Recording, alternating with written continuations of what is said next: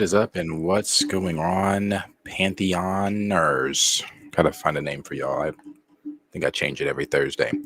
But we What appreciate the every hell single was one of that? you guys joining us. What the hell was that call waiting ass music? Yeah, they changed it. What happened to the doop doop boop boop? This shit. What is this? I hate that. It's letting you know it's just that elevator music. We're coming. Letting the streamers know, the audience know, hey, they're coming. They're slow. They're late. CP time. But we're here. That's why the music was like that. We appreciate you guys being here.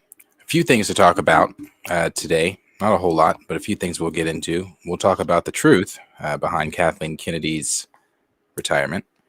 We will also talk about. We will also talk about the first look for Lantern series that is going to be starring Aaron Pierre, Mufasa. And we are also going to talk about Iyanu, the show. Is it a Netflix show? Cartoon Network. Cartoon Network show.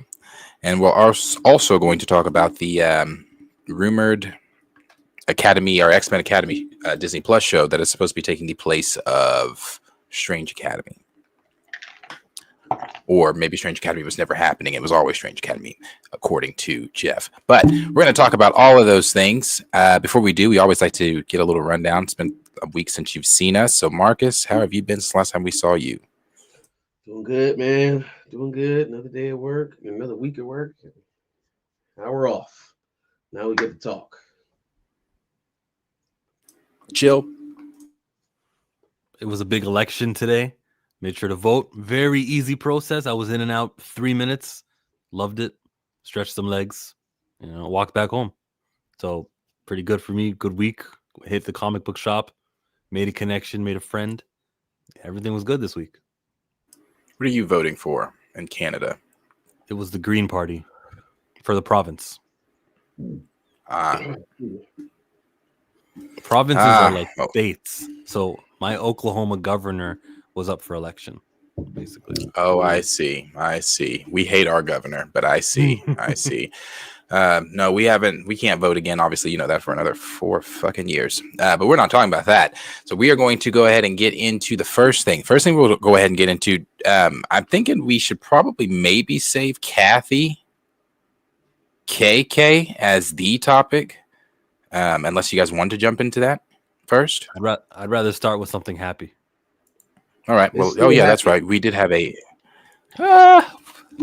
We did have a happy. This is the creator of that comic shop series that was crowdfunded successfully, and she was in LA, and this is her story. 2-minute video. Hey guys, I'm here at the Comic Den in Los Angeles on Slauson, and This is a Black-owned comic book store that just opened up. Interesting. So I had to show up, I had to pull up. Look at that. She makes a comic book show, and then here comes the comic book shop. They have shopping carts. Yeah. People come and grab a whole bunch of stuff and walk out happy.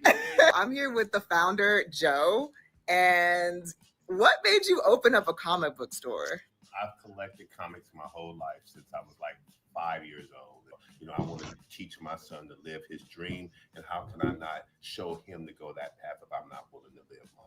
I talk to kids and I try to have them to be a hero, because you take heroes like Spider-Man, for example, a kid that grew up, in poverty, that struggled, but always wanted to do the right thing. Characters like Superman, for example, a guy that has the power to rule the world. But he looked like T.K. Kirkland. A good father, a good son, a good husband, and no matter what, he'll make that hard choice, because we all know that it's easy to go and do the wrong thing. Facts. It's easy to go and do something bad, but to do something good is sometimes a struggle within us all, because we got to catch them while they're that tall, that small, and build their minds up and let them know, like, hey, you can create the next Batman. You can create the Shout out next to Joe. So I have a show called The Comic Shop. Okay. And it's about a struggling Black-owned comic book store in LA. So it's so crazy that this opened up during Black History Month, by the way. Did that on purpose, folks. To tell you the truth, I heard about you I knew about you. Now I finally, the dots come together. Isn't that and it goes crazy? to show you how small this world can be, because I was just hearing about Cheyenne the other day, and now here we are meeting for the first time. Well, we are on 4912 West Slauson Avenue. Write that down. That is right across from Fairfax and Slauson. I'm checking out these two. Yeah, I want you to come back, so I want you to feel comfortable. I want him to be a character. I'm meeting a celebrity right Oh, now. no. Like, No, not. Okay, but you are to me, though. You know what I'm saying? Because you out there pushing it for the community, and that makes me just appreciate you even more. You like being nerdy, you love comic books, and you want to write a show. You got a show that you've written about a comic book store. Man, I'm glad you came in here today. Thank you. I can't wait to. Hey, that is a Luke Cage shirt. Aw. Yeah, and the examples he was using was Spider-Man and using who can be the next Batman. This stuff is not race specific, but we were trying to get the little kids into believing in themselves and having these aspirational roles. It's crazy. And then speaking of aspirational, she's talking about this TV show trying to get it started about a LA black comic book shop. And then here comes one spawning out. So it's funny how that worked. Darius is not phased. He's like, we stopped the show for this little LA startup business. Really chill. Oh no, I just have no thought. I mean, yay, he's happy for the brother. What was his name? I have no idea. No idea. Couldn't tell you. Live chat. But I am Someone happy in for live him. chat. Who was listening? Shout out to Joe. Joe. Shout out that brother Joe. You guys are on Slauson. I know Crenshaw on Slauson. That's where Nipsey Hussle's store was, but somewhere on Slauson, I forget the address. Salute to him. Shout out that brother. Stamina, what up? You know who else is part of that show that we might all know from one of Christian Harloff's streams? You guys know Winston Marshall? Or Swaggy Bird? Name sounds familiar. But he's on the cast. Maybe I'll find a photo of him if he put it on his Twitter. No, he didn't. But he's part of the cast. Nice. Where's this airing? Where is it airing? Platform? Here, that's him. I don't know. We don't know yet. They're just filming it now, and then they'll find someone somewhere to pay for distribution rights. Got it. Yeah. Okay. They'll start shopping it around. I hope the best for them. Sure. It's like the community. It's the YouTube community's own. I love Winston. There you go. Official EMG knows him. Well, I know one company that won't be buying it, so I know they're safe there. Talk about Lucasfilm? No. Well, I guess the entire Disney umbrella is probably not down with that. Dog. Lucasfilm had the rights to this thing over here, and they didn't execute. Really? Crazy. They had Children of the Blood and Bone? Yeah, they had the whole trilogy. Woo! Kathleen Kennedy. Way to go, girl. Way to show your diversity chops. But that's not the topic. Let's not do that. Let's not do that. We got other things to talk about. I hope Joe shows up there. I hope they have a rival comic book shop and they like make an enemy out of Joe, and Joe is a character on the show. Give him a couple lines, or give him a post-credit scene or something. There's the shop across the street. What, I thought we were the only black-owned LA shop. Well, we're not, and they can go at it. That'd be good. I should write for them. You should. We'll do. I'll work on it. Moving on. Iyanu? Iyanu? You'll have to take the reins on Iyanu. I have not watched Iyanu. Iyanu. And I played it, this whole trailer, and thankful. Oh, 7 hours ago, there was a sneak peek. Early preview. We're playing that. We're playing that, baby. Is this show out? No, it starts on April. It's based off of a comic book. Oh, no. You said, well, I paused for a reason. What was it? No, go ahead. You said it's based off a comic book. Dude said awkward silence. Yeah, it's based off of a comic book from Unique Studios. I liked it. I thought it was a cool comic when I was reading through it. The show is promising. It takes place in the past. but like no slavery and none of that stuff. So no stereotypes, just the past. Everyone's dark skinned. It's beautiful. So this is the sneak peek. Let me rewind that. Here we go. My father Kamfo is the greatest of the Esho. But my father is the Oba. The Esho protect us all from the corrupt, including the Elumesi and the Oba. You'd better stop.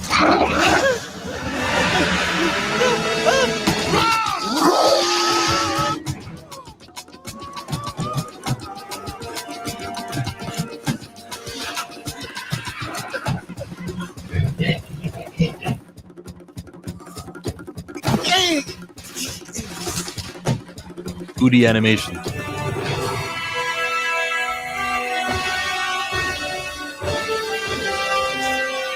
Go. This is Avatar. We didn't get the first season of Avatar.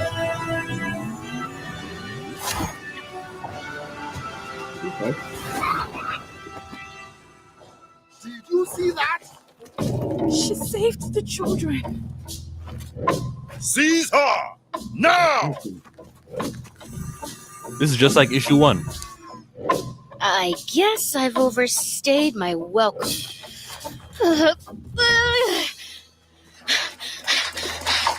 just through here. Ooh. These are false wonders, unnatural.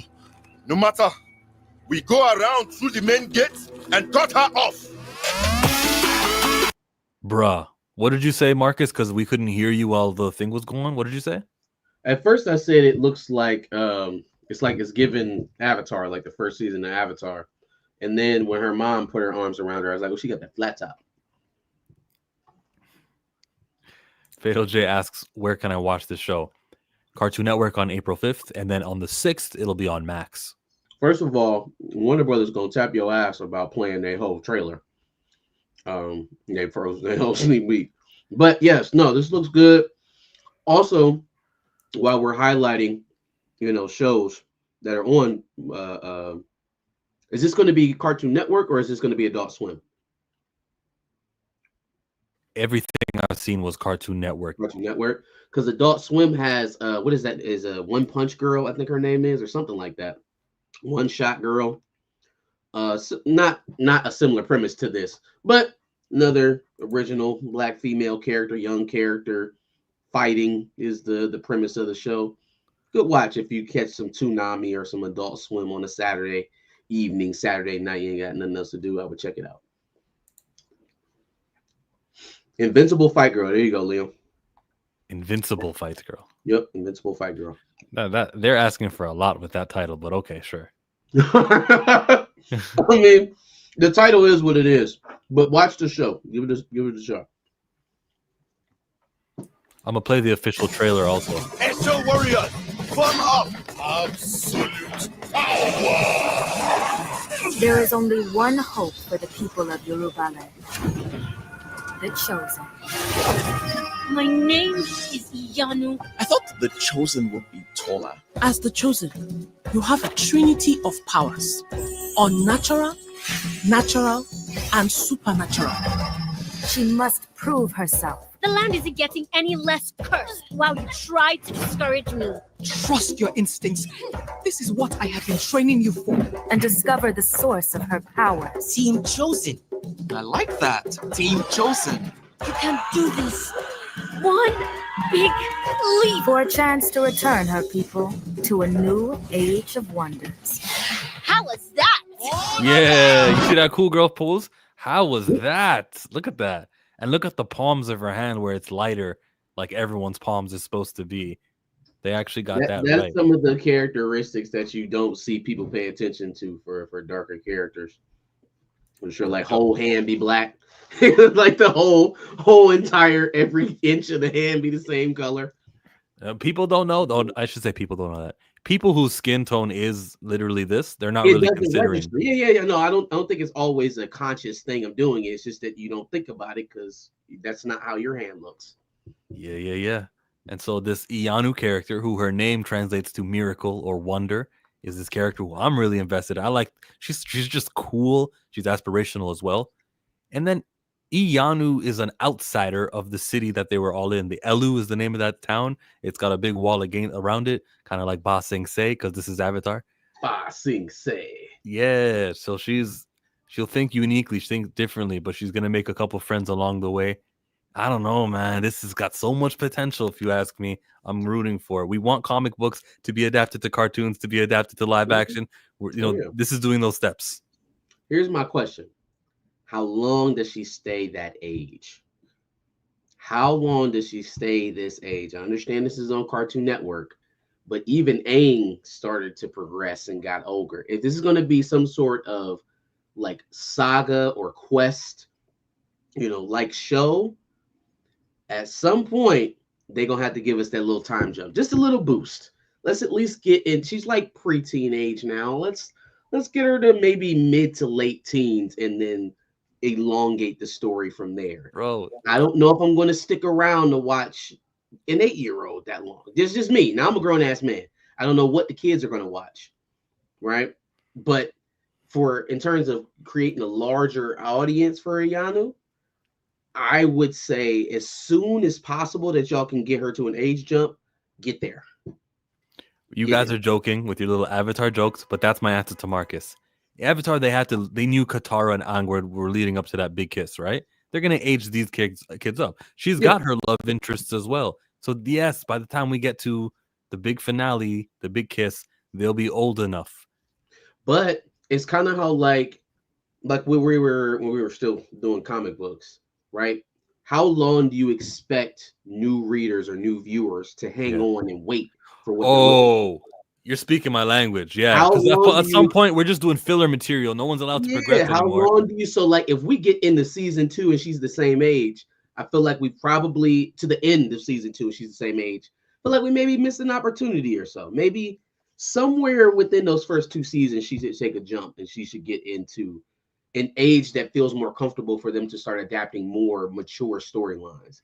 They're going to have to transition. When do they get that transition? Unless they just plan on being a kid's show all the way through and through, which to me kind of limits them, as a production, because I feel like you can serve both masters. You can be a good enough television show for children to consume and still be able to pull an adult audience. It just depends on how you progress the story, how the themes kind of start to progress. It can get more and more serious as the story goes. They say Rebels was a kid show when it began, but I think most of us Star Wars fans like the way it ended. I think Star Wars fans kind of dealt with the kiddier parts of the early part of Rebels. But there's no built-in fan base. Right, there's no built-in fan base for this, so you're right. See, most animes are about preteens. I mean, right now, to start, I agree. It's just I think they gotta have a working plan on when to transition out of that. The timing's got to be really good. Let me ask another question though. What about the voices? Is it going to be a handicap that they've got these accents? Was it difficult to understand what they were saying to you, or do you see it? We liked Black Panther, didn't we? That's more the task of the writers to match the dialogue. It's not so much the accent. You have to have them using words that's common across ethnicities, across languages. Really, like you kind of try to flatten it out to the point where they may be speaking with a certain accent, but what they're actually saying, what you're writing, is decipherable enough for us to pick up as an audience. I don't think that's necessarily on the voice actors. That's on the writers. Shaitan says, I want to let you know that I watched Elevation, the Anthony Mackie movie, and it was better than Brave New World. Damn, that is crazy. That's insane. Because that movie made like less than $10 million or something like that. African version of Avatar is nice. And then Ty Valentine tells us the accent was a little heavy. As I asked the question for a reason. I know, Marcus, you say no. Darius, you understand it though. We ain't asked you if the accent was heavy. Did you understand what they said? We understood what they could say. We did. I understood. And the facial expressions, and when trumpets are playing, and you got the archery going on, it's very universal. Too. Like maybe you don't understand every single syllable, but again, it's incumbent on the people who are telling the story to provide the clues for the audience to pick up on so that it matches. You guys know Kevin Davis is not a real account, right? Like this is just copy paste Wikipedia. He's been around for a little bit. My channel, Spoiler Kings. I've seen him around. Okay. Iyanu is a Warner Brothers show. This would be better on HBO Max, where folks will give it a chance. Children aren't watching Nickelodeon, Disney Channel, Cartoon Network anymore. Like, okay, I mean, Kevin Davis. There's got to be some kind of audience for it. I don't think it's completely devoid, but yeah, I mean, would they not do it both? Would they not do both? Would they not put it on Cartoon Network and then also streamable on HBO Max? What is the point of buying up all these libraries if you're not going to use the content? Just so soon is kind of what throws me off. I just watched the trailer for, well, while we were watching that trailer for the Iyanu, I watched the trailer for the Fight Girl, Invincible Fight Name Girl? Too Long show. Yeah. The trailer for that, see, my thing, and I say this about everything. I said this about 97. I said this about Friendly Neighborhood Spider-Man. I gave both, obviously watched both, like them both. It's the animation for me. So maybe I'm going to have to watch it to see if, the animation actually grows on me, because it grew on me with Friendly Neighborhood. I was so against the animation. I'm like, this is really good. So it's the animation for me, because right now, I know you said it's giving Avatar. Well, it's giving, what's the name of that show for me? Sagwa, with the Chinese Siamese cats from like from Sagwa, PBS. your best friend. Yeah, it's giving Sagwa for me with the animation. So I'm going to have to, I'll check it out for sure. Go check it out. I'll check it out. But the girl, no, I'm not talking about Invincible Fight Girl. I'm not talking about that. The animation, the animation for Invincible Fight, whatever, fuck that shit. I liked that. That looked in. I'm talking about the animation for Iyanu. Iyanu. I'm talking about Iyanu is giving Saga. I'm not talking about Invincible. Avatar vibes from the animation. No. Okay, Darius said, "La fuck no." He said, "La fuck no." Not my Avatar. Like heavy, like this. Ty said, Ty kind of got the heavy on the PBS vibes. That's what that's heavy on. That's why I said Sagwa. That's why I said Sagwa. That's disrespect. But I'll have to check it out. I'll have to check it out, because the animation, like I said for other shows, I've said the same thing and ended up really liking it. It looks like other things that I've seen before. I don't know if I would kick it all the way down to Arthur. I don't think it's Arthur. No, yes, slander will be tolerated. Arthur, second longest running TV animated show ever. Yeah, but also it's like public access TV animation. So I'm not saying that's what Iyanu is. I think the future episodes of Arthur were kind of wrong. The older ones, they looked nice, the animation, and then they changed it somewhere along the line. I don't like it. This animation has no problems. Darius is just incompetent. He's got to go. That's not true. He got his eyesight checked. I think as they go on, like this is literally the pilot footage that we're looking at right now. They start making footage for season 2. If it gets greenlit, it's gonna look worlds better than what we're looking at right now. No. This is the problem. It was my feed. Okay, I got so many tabs open. It looked choppy. I'm gonna send you, or everyone can go for themselves and look to see. I don't know why you shaking your head at that. Now, see, before, fine, we could have given you that. Now you're just being. No, you said it looked choppy. You said it was choppy. I'm just saying these cats.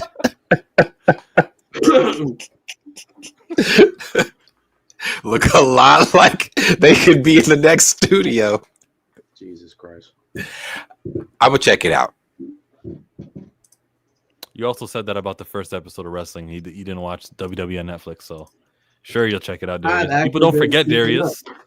I'll check it out. I am gonna check out this show. I really am. Wrestling, brother, I didn't get into that as a child when all my friends were into it, so there was no way I was gonna watch that. My friends had the action figures, the little set, the ring. I brought over my action figures. Like I brought my Spider-Man. I brought over my Batman. I'm like, brother, I thought we was playing action figures. What the fuck? What is this? Oh yeah, I'm gonna be action figure. We mentioned something about The Rock last week, and then as the show was going on, he said, "I'm coming on TV," and he was on SmackDown, and he's going to be a character. It looks like so. Yeah, that's a good for Yeah, him. he asked to take Cody Rhodes' soul. What does that mean? Pause. Yeah, I don't know. Whatever it means, pause. Said, I want your soul. Said, hey, you, Rocky, clarify, please. Oh, that's funny. I guess he's having a match That in is April funny. 18. But you want to know something else as we're talking about animation? I said the same thing about the Shrek. Shrek, that shit tipped me out. Like I'm not. It's not that I'm not gonna watch it. I'm gonna watch it, but it's just. That shit looks a little soulless. I'm not gonna lie. You know what it looks like. You know what it looks like. You know the little fucking the baby dwarves that they're gonna have standing next to Rachel Zegler in the new Snow White movie. That's what Shrek's animation looks like now. It looks like creepy, like I don't know. I don't. Why like is it so? It's like smoothened out, and it's weird. I don't like it. But I knew that we knew they were doing this because they said they were doing this. I just wasn't prepared to see it actually move. Master what you've already done. People obviously. I don't know. The last 4 movies that you made were under the same animation style. Not yet. There you go. Yeah. I don't. This is just. Yeah, Fiona looks weird. Donkey looks weird. Yeah. No, and then I saw somebody on Twitter say, so everybody's complaining that the animation doesn't look like it did 20 years ago. Okay, brother, no, stop. That's not. He was saying it like technology has changed. Yeah, that's true. Technology has changed and shit like that. But what's not broke, don't fucking fix. Yeah, Shrek's. There's nothing wrong with Shrek's animation. Able to do what was already done, even better, yeah, more proficiently. Not that you have to make something completely different. There was nothing wrong with Shrek's animation. It was great. I'm still checking this out. Maybe a bit nostalgic. Maybe they had to change the animation style to fit what's more popular today's kid audience. Yeah, because a friend of mine said it looks like the Croods. What's that caveman movie that Disney did, DreamWorks did, or whoever? Yeah. You got it. The Croods. The Croods. Yeah, he said the animation looked like that. The next thing I think about Shrek 5 is, and I hope I'm wrong, but I think I'm going to be right. It is obviously not going to be in that same tone or anything like that first or second one. I think it's going to be very PG. What are the first two? Are they PG? PG-13? Yeah. Well, there might be. Are they PG? I don't think they're G. They cuss in it. No, they're not G. It's got to be at least PG. It's got to be at least. Shrek 2001. PG. All the jokes they were making in there. Yeah, all the especially Robin Hood's song, brother. As a I'm child, thinking about the little what was that thing? They pulled the lever and it started singing. Oh yeah. Do lap. Tie your shoes, wipe your face. Yeah, no, we're not gonna have none of that. I think we're gonna have some. You got that's Shrek. Again, you think if they are trying to shrink it down to kid audience only, like look at the more popular children's properties that are going on right now. The Nintendo stuff with Mario they still have some Sonic adult humor. Yeah, right? They still have jokes that would, you catch Robotnik giving you some jokes every now and again that only adults are going to catch. But Sonic had a great adult joke where it didn't fit in and it didn't work, and he blew on it, and he blew on the cartridge, and he put it back in. Yeah, only 40-year-old, only 30 plus. Only of us are going to know what the hell that is for sure. And so there are certain properties that are leaning into that a bit. That's true. We'll see which way they go. I don't know what DreamWorks working with nowadays. Oh no, DreamWorks did Wild Robot, didn't they? Was that DreamWorks? If that was, then that was a fantastic movie. They did really well with that one. Check my own work. Yeah, I'm definitely gonna check them out. Or checking the Shreks out for sure. But that animation, like I read a comment, somebody said it's gonna be a hard one to get over when you watch it. But he said hopefully it'll just flow once it starts, we get back in it. You know you done fucked up, right? You know Yep. we busted you because you Still said works. I'm gonna watch that for sure. You didn't say for sure for Iyanu, did you? Did you? Did I say that for Iyanu? Probably not. Again, do I need to pull up the cats? We're good on the cats. We're good on the cats. Next subject here. Okay. All right, Okay. so there's a Disney show that's coming out. Strange Academy was canceled. If you listen to Jeff Snyder on the hot mic, he says there's another Academy. So his source told him there's another Academy coming. As an X-Men super fan, I love the X-Men franchise. Out of everything Marvel does, that's my one. Black Panther 2. The comic books have introduced teams. So there's the original 5 we all know: Iceman, Beast, Jean, Cyclops, whoever's 5, I forget. And then there's the team with Vulcan that was a secret one that when they were all trapped in Krakoa he used, okay? And that's kind of a retcon that Ed Brubaker created in like 07. Anyways, there's that team. There's the new Mutants team, Sunspot. You know what I mean? There's a lot of them, all right? I missed the giant size X-Men team with Storm, Nightcrawler, Colossus, and some other people I'm forgetting. Then there's the Generation X team that they came out like in the 90s also, and that's got some people whose names I forget right now. Everett Sink was part of that, I think. They've got the Grant Morrison sort of, this is a school now. Quentin Quire gets invented. What's Emma Frost's 3 triplets with the Cuckoos? The Stepford Cuckoos. The Stepford Cuckoos. Dust. We kind of lean into the new X-Men Academy X with Surge, with there's a whole bunch of them that are there. Okay, Rock Slide. What's his name with the telekinetic guy with the green? All these. There's a whole bunch of characters. Then we get into sort of another generation of mutants with Eye-Boy, Nature Girl. We kind of don't care about them. Anyways, that's about 6 or 7 classes I just introduced to you. And if this show, the Academy X show, can be a 6-season, 7-season show, no shows ever go to 6 and 7, I know. But if it could, and they could introduce a new class with every season, and they can kind of phase up some of these mutants into X-Men status, starting with, of course, Rain Sinclair and with Mirage, Danny Moonstar, and Sunspot and Cannonball and them, starting with them. And then we can phase in and we get some new stories of new kids and just follow these guys amongst their journeys. That'd be like the best case scenario for Marvel. I am happy with the rumor, because nothing's confirmed, that they're thinking about doing a live action show about mutants who are lesser known. And you could have a cameo of like, here's Iceman walking down the hallways. Hey kids. And Wolverine can smell somebody.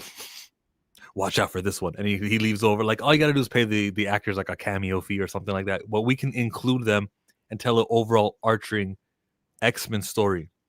I think it's the best thing that Marvel could do is to have the X-Men show and the X-Men movies. So like the show would end and then a month later the movie's out on screens. Who's that? Everyone's watching it on the trailer. Who's that character? Who's that character? Well, you got to watch the TV show and you can kind of get to see some of the characters. If you get your way and there's graduating classes of X-Men season over season. Not every season. Okay. Sorry. Do they? Yeah, I was just saying, do they run intersecting to the movies, like in between X-Men 1 and X-Men 2? And then there's like season 2 of X Academy, and then season 3 will be in between X-Men 2 and 3. I'd say annually there's always a new season of the show every single year, but there's not going to be a new X-Men movie every year. But when there are X-Men movies coming out, make sure that the season is trailing it, just so that when the finale happens, the trailer for the new movie is already up. All right. So first of all, MoFly, I see your question. I'm gonna answer that as soon as we get done talking about this topic. I don't think it's gonna be anything like that, man. Unfortunately, I don't think that they being Marvel anymore, I don't think they plan connectively like that anymore. Right? So the idea of them planning and them saying, okay, we're going to have this X-Men team introduced in this phase. We're going to graduate to this X-Men team in the next phase, and that's going to coincide with this movie. They haven't had that level of connectivity since Endgame. And now they're trying to get back towards it, so they say now, right, leading up to Doomsday and Secret Wars. but it still remains to be seen, right? Still a whole bunch of stuff happening in very public parts of the MCU that other individuals or other factors or people that we are going to expect to be factors going forward are not queuing in on, are not showing up. They're not saying, hey, do you need any help, Sam? Hey, do you need any help? Other person who's fighting in a very public setting. None of that is happening. So it's not very connective at the moment. So it doesn't really give me hope for there being a very long-term plan. Now, what could they do in short order? I think to mesh what's already existing from the Fox universe, what they've kind of done with Kamala Khan, the other little breadcrumbs that they've thrown out there, is they could go the X-Men evolution route, right? You do a version of this thing where you kind of mix and match the team. Yeah, Wolverine's grown, but Scott, Jean, and are the same age as Kitty Pryde. Kitty Pryde, and who else? Rogue. All of them are still young, and you got a grown Storm, right? We can start mixing and matching some of these characters based off of what they've already casted, by the way, too, right? So if Scott and Jean and Rogue and Kitty and Kurt all got to be cooped up in the school, fine. Leave Wolverine and Storm, and let's add some more. Let's say they get Bishop and they get Forge, or they get some other ones like that to be the grown adults in the room that are actually running the school. I disagree. I think those are movie characters, and you can't put them on TV quality. Well, the problem is that are we expecting there to be different versions of these characters in the television show? So we're expecting it not to be Hugh Jackman's Wolverine that shows up in X Academy? I don't know what to expect, actually. I think that's most likely. I think it becomes very convoluted if you're paying Hugh Jackman to continue to be Wolverine, and then you have another Wolverine in the television show. That's very convoluted. You're not paying that man all that much money to play. But I don't expect the actors who are going to play. I only expect Hugh Jackman and Logan being the one that stays over, whatever happens in Secret Wars. I do think all the others, it'll be rebooted. New Mystique, new Storm, new everybody. No, that's cool, but then that puts him in a position of not having to be mixed up with the rest of the cast. It makes sense for him to be the older standoff veteran the way that he was in X-Men Evolution, right? And then everybody else can still be in school. I want the first episode in that school to be graduation for Scott, Jean, Storm. Yeah, that's what we all want. We want and we would just start watch out adults. That's not what's going to happen. I want to watch a brand new team, like from the point of view of the new young guys from New. You think they casted Sadie Sink to give her high school graduation in episode 1? Well, we don't know if she graduated or she was casted, but if she was gonna show up in this show, the only form I want her to show up in is as an established X-Men team member who is a mentor to the main cast of people who they're not going to be the focus. They're the movie characters. We'll feel honored. Oh, look who just walked down the hallway. It was Cyclops. Oh, Beast. He's got the blue fur. That's cool. But they're not going to do that because they would have already had to have been something or established or fighting already in the MCU somewhere if that's the case. Yeah, their movie's coming up in a month. But you're expecting them to write that in seamlessly. Like they've been out here fighting crime on Earth and we just didn't know about it. We had no clue. This is hard to argue because Secret Wars hasn't happened yet, and we don't know the shape of what the universe is. I can't. Even if we're saying that they're coming from another place, right? They've been transplanted here. Why would they have kind of effect? Okay, well, cool. That's what we're going with. We would still be realizing in this new world, combination that we just put together, who those individuals are. They wouldn't have that reputation for the new individuals of this world. Well, obviously, none of us, like Chill said, we don't know anything yet outside of rumors and things, but let's go off of what we do know. And what we do know about the X-Men so far, this is fact, is based off of the Marvels. Seemingly, whatever is going on in their universe with the X-Men, they are established. Whatever they are, this is not like because when you had Binary, we've never seen Binary in any other X-Men project. You had Binary there. You had Beast in the lab talking about I'm gonna go talk to Charles seemingly there's already an established X-Men universe with the established teams that they've already been. But do you really think that universe is not just going to be like the Fantastic Four universe and they're just going to bring those X-Men over? Why show them in the Marvels if that's not the plan? And just Secret Wars. And just from what we've heard from all of the scoopers, like they're pulling them over. I think Marvel would have a much bigger job to do explaining to us, the audience, why the fuck the X-Men have been in this universe the entire time and never done and helped with us. Like, that's crazy. That's crazy. Again, if you're going to bring them over, you might as well bring over adults. Like we're bringing over ready-made X-Men as it is.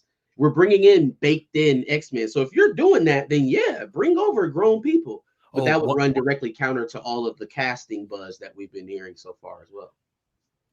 Yeah, just bottom line is we don't know. But then Brad Winderbaum is this new variable who didn't exist previously. He's in charge of Marvel Television, and maybe he'll have this the know-it-all to do it this way, the way that we would ask for.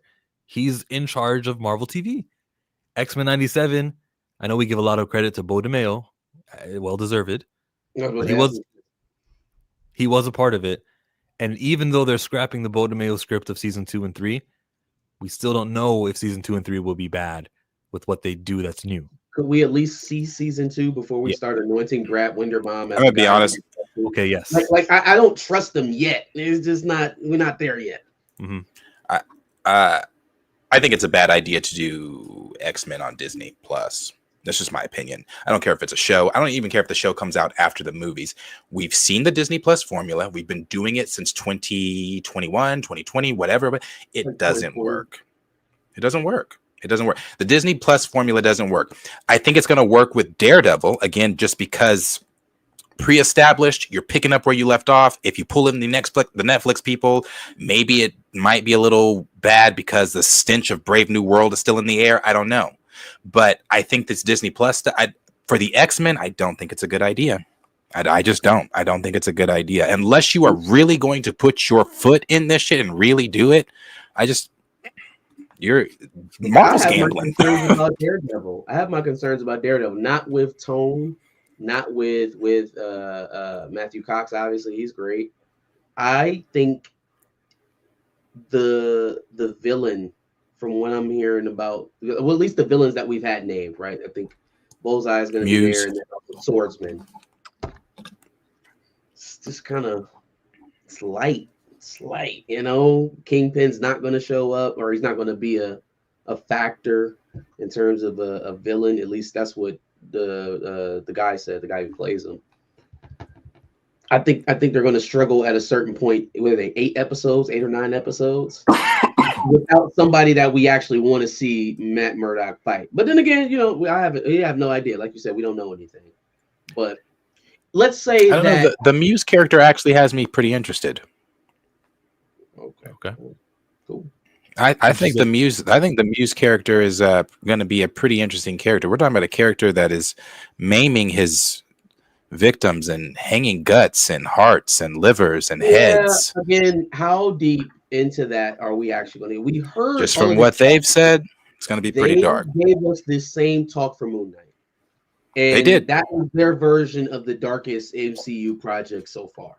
So don't. But we've seen these trailers that they don't plan on cashing in on. You know, I'm saying the trailers for Moon Knight compared to the trailers for Daredevil, starkly different. Blood and gore and how much they're actually going to get into what it actually is you were talking about. How far are they going to get into that? Because they said a lot of things about Moon Knight and then got right up to the door and then let it go. They impaled a man with a pole. We all saw it, and there wasn't a single drop of blood. It was Fantasyland. Now that you're raising your voice, Marcus, there might be a microphone issue. Just tap on it. We don't hear it. I didn't hear the tapping. Check your settings. Great rhyme. Maybe I'm wrong, but I didn't hear tapping. Gifted didn't work. Legion was weird to me. Can I ask you why it didn't work? Did it feel like it was a shell of the X-Men universe when Gifted? I feel Disney Plus only works for the street level characters. even what Lawrence said, where he said Echo 2, I'll agree with that too. Like, I agree, both of those were. But if you go back, you look at what are you saying? They're not showing blood in the Daredevil trailers?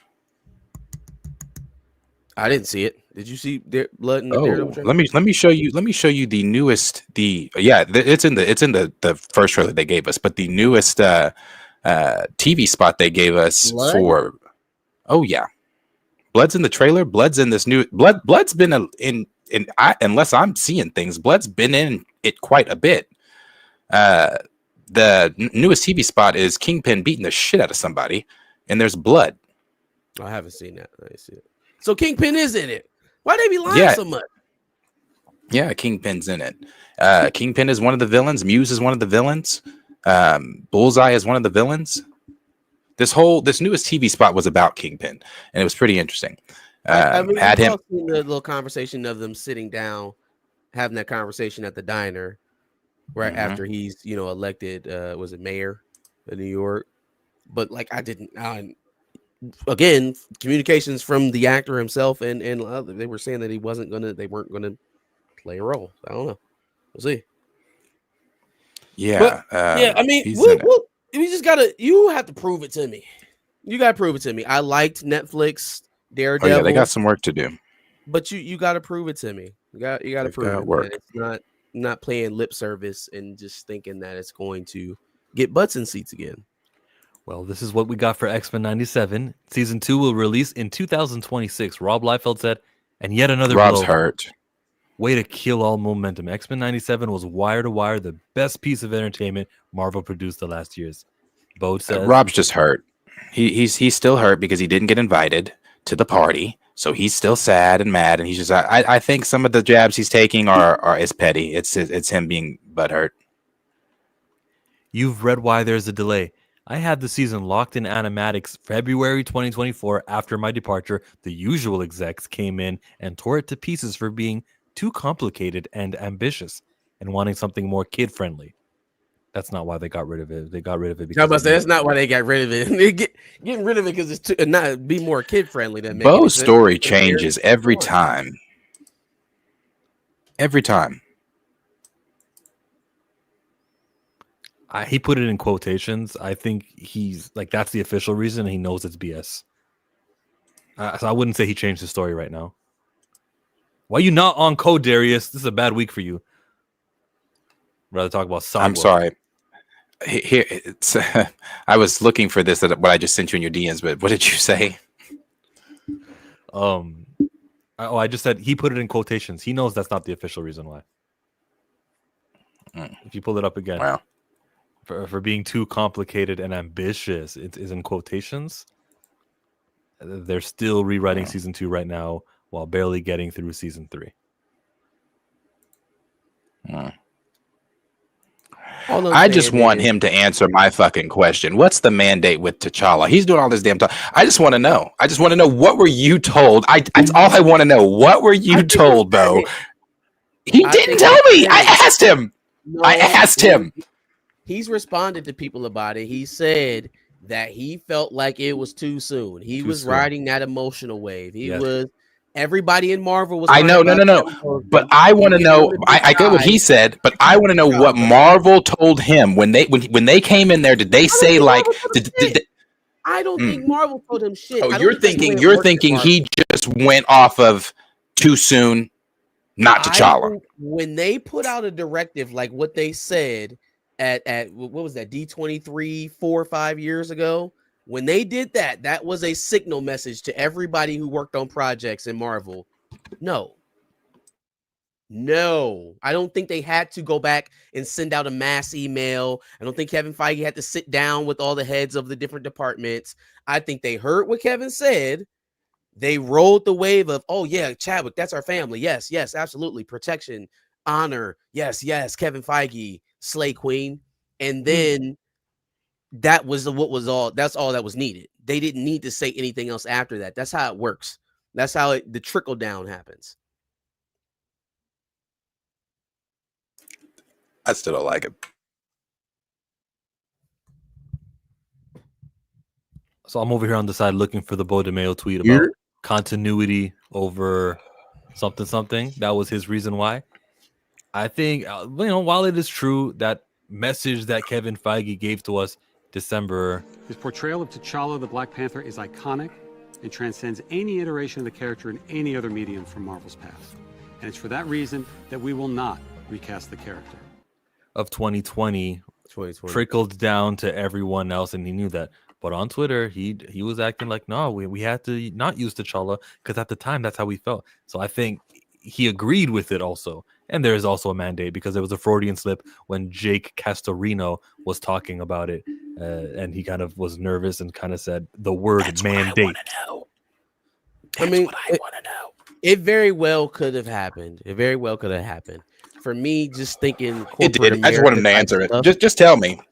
That's all you got to say. Like, Just we tell all me. knew what was up. Like, when there a they said that mandate? they weren't recasting the characters, and there's probably been other things. Maybe there was someone else who attempted to use T'Challa in another project, and they got smacked away. And that sent another message that was clear enough for them to be like, oh, so it's Put that black character back on the shelf. Yeah. Don't touch that shelf. Don't open that door. We don't do that over here. Nick, get your ass out. Kevin Feige would not have to definitively say out of his mouth, do not use T'Challa to get that result. Of course not. It's a look. Kevin It's just a Feige's look more in the. It's a powerful. look in the office.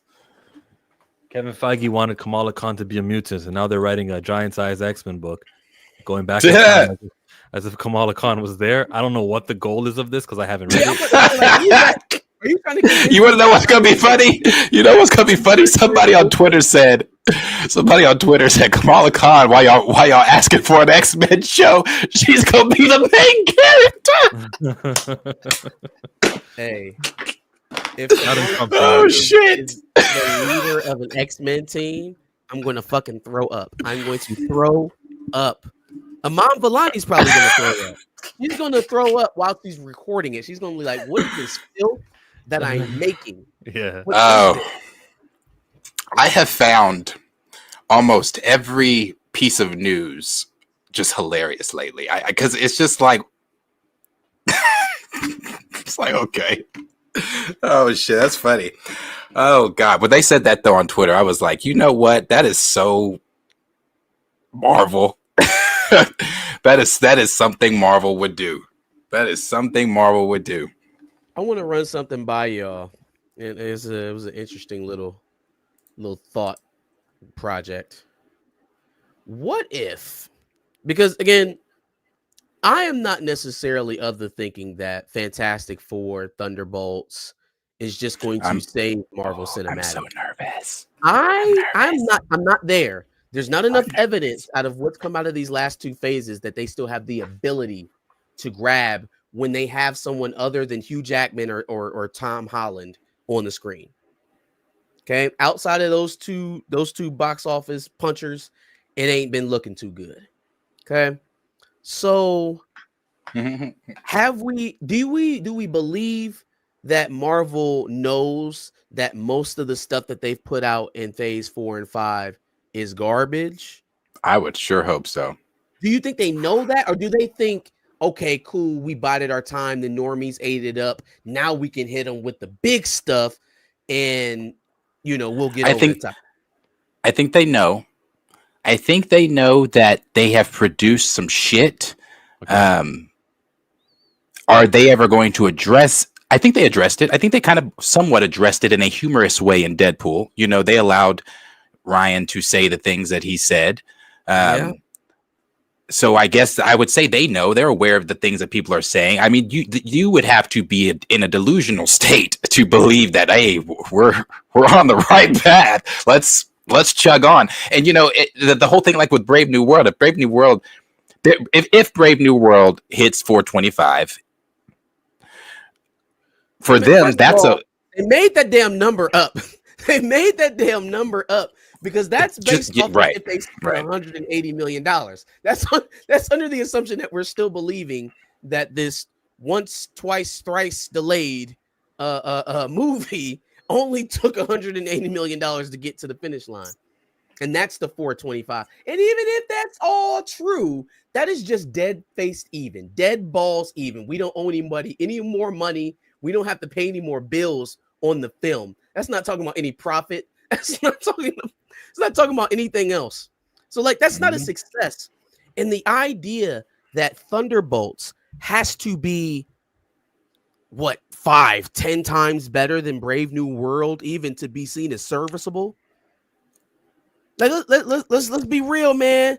They raked in. No. Go ahead, dear. Oh, no, I just said they have a real problem. They do. You are coming off of the. I don't care if Daredevil. I was saying at one point, if Daredevil does good, mate. But even with that, we're talking getting people. Daredevil's at home. You know, people are at the comfortability of their home. They can sit down. Go buy a movie ticket, especially when everything he's going to see in Daredevil has nothing to do with what's going on. Nothing to do with what's going on. Exactly. That's the thing. So I personally don't think Daredevil's going to move the pin or needle rather for Thunderbolts. And as high as I was on Fantastic Four, and I personally still am high on Fantastic Four, I don't believe the audience is high on Fantastic Four or the Thunderbolts. The stench of Brave New World is still going to be lingering in May when we sit down to watch Thunderbolts. The audience is still going to be, bro. Thunderbolts has to, especially if it doesn't hit. Can't be an average film. And I just don't see it knocking out the park. Now the test screenings for Thunderbolts have been positive, way more positive than the Brave New World ones, but again, we're talking about test screenings where people are going to see it based on like, you know, this is Marvel's internal little views that they're doing with people. Yeah, they're not testing it to the public. So it's not tested to the it's not tested to the public. And this is also, again, the audience didn't go see Brave New World. You had what's the guy, the Japanese video game maker? That some people were going at his head, but a lot of people were. Yes, people are agreeing with him too. Like he was like, and then he's like, and then there's something about a new Avengers, or am I getting that mixed up with the Thunderbolts? I guarantee you, a lot of casuals checked out a long time ago and are just now catching up. And like, who's and what? And like I said, I think I told y'all. Corey's dad called on the phone to Corey, but before we went live last, it was like, when did Captain America? What show do I need to watch where he can? Bro, I don't think people know, like they just don't know. They don't know. So they're not going to go. I don't think casuals are going to go see this. Now, are they going to go see an Avengers titled film? Yes. Now, hold on now, Darius. Hold on now, because there's still a leap. Because think about what the feeling was from that same group of people, from the normies in 2018, right after Black Panther premiered. We going into Endgame. What was the feeling? Was there, hey, what do I gotta watch to see who gonna be fighting Thanos in the next movie? What do I gotta watch to see what happened? The feeling everybody's engaged. We're locked in. We're theorizing. We're staying up. Sweaty parts of the night, theorizing about Endgame. Is any of that going on right now? No. Is any of that going on right now? So Doomsday is just going to get dropped in the middle of our laps, and we all just going to go crazy. And we're all just going to go nuts. And see, this was what I was saying this on my stream too. I was saying the same thing. I was like, the conversation around Doomsday with the film being next year is not where we were Infinity War Endgame. When we found out that it was titled Infinity War, the theory started then. I'm not saying there's not theories on Doomsday. I'm not saying there's not conversation online. There is, but the conversation is you have to type in Doomsday. You have to go searching for that conversation. I'm not scrolling on my For You page and seeing people just having that conversation. The morale is not there. It's very low.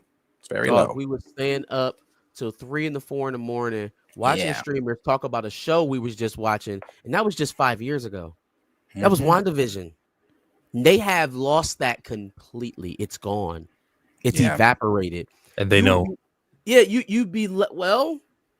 Yes, they had some quotes before, like, we know we work better when our backs are against the wall, when we're fighting for underneath. There was a quote like that. Feige did say something about being an underdog and trying to. I remember that. Let me find that shit. It exists. I remember. And Michael Nemo with the super says, "You're joining a bit of a low point." I want to say this is the Deadpool quote. Does that sound right, Marcus? The Deadpool quote. Yep. That was it. There you go. Yep. Super nerd over in the building. Michael Nemo. Shout out to Michael Nemo. Now get that money, honey, act like you know. Mama, I like how you dance, the way you fit in them pants into the flow, take it low. Notice how that one was not on beat. Remember how you said Tom Holland was on beat with the other super chat? Yeah. Top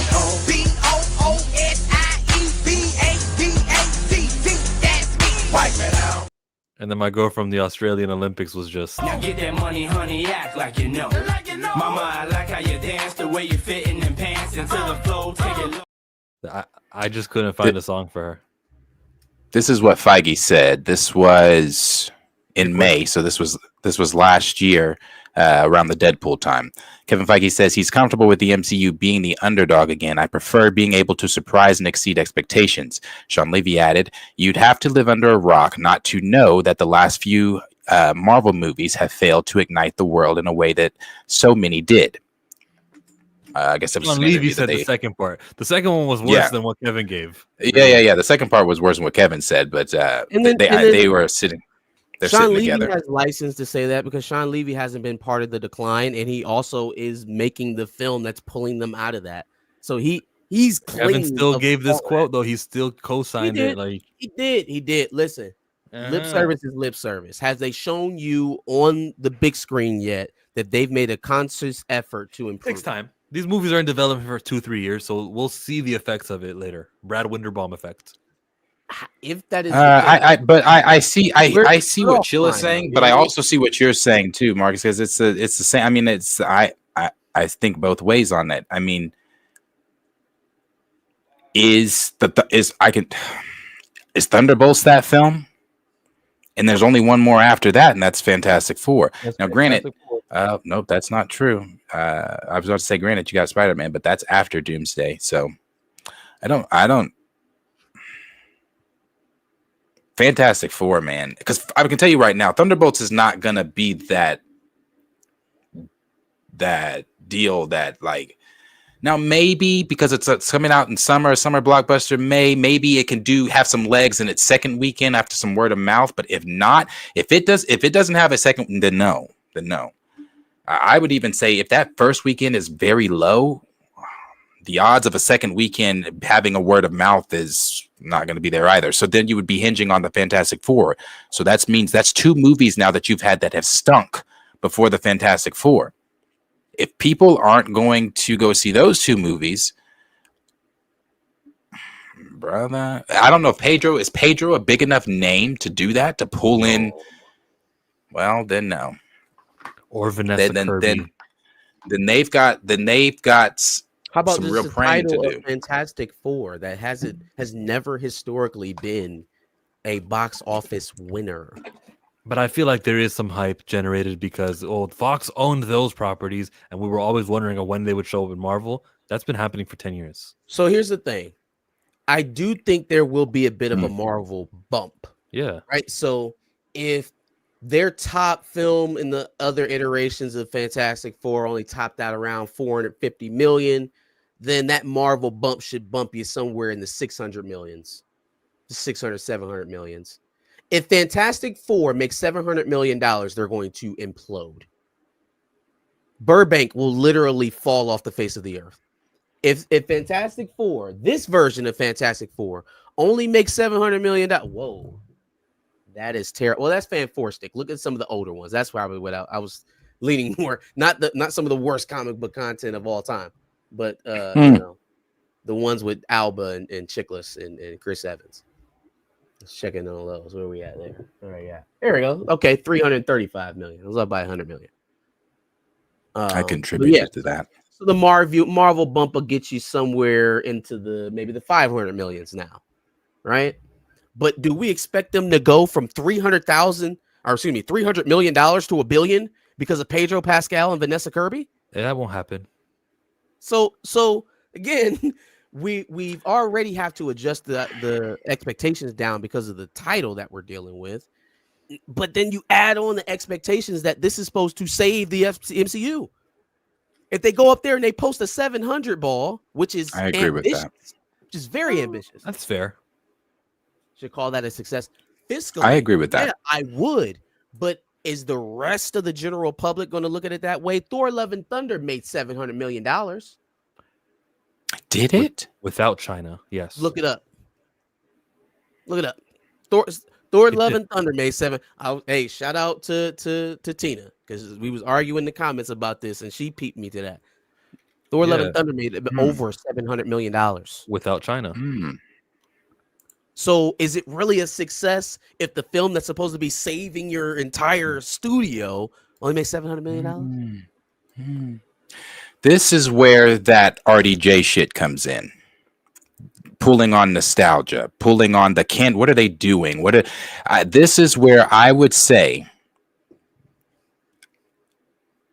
you have to, you may not want to show him just yet, but if he truly is going to be in the Fantastic Four in some type of something, I've heard just a post-credit scene. Either that second trailer better really do some damage, or you've got to reveal RDJ a little bit earlier than you maybe wanted to. Because that's the grab, is it not? Is that not their last thing that they're trying to, like, that's why we called him. Trailer 2. If Trailer 2 is Four don't jump, they're cooked. Trailer 2. When the Superman movie is happening, they'll be watching the second trailer for Fantastic Four, not the teaser, the official trailer. It'll be 2 weeks away. That's going to be very important. How do you make people who are already, proven to show up in this month of July to buy a movie ticket? How do you make them come back in a couple more weeks with your Fantastic Four trailer? Oh, that is this year, is it not? Yep. I don't know. Is Fantastic Four this year? This summer? Yeah, this summer. Oh shit! It is this summer. It's 3 months away. Oh, so you're saying, what if Thunderbolts does not get the attention that it needs? What is then making people come see the Fantastic Four? It's just going to be literally a month later. Thunderbolts would have really benefited from a movie like Brave New World doing well, doing good. If it didn't, it's going to have a negative impact on people's. Oh, I don't even really know what Thunderbolts is, and the last Marvel movie I saw was crap. So maybe I'll just skip this one and wait for it to hit on Disney Plus. But if not a lot of people see Brave New World, that doesn't happen. Well, it's residual.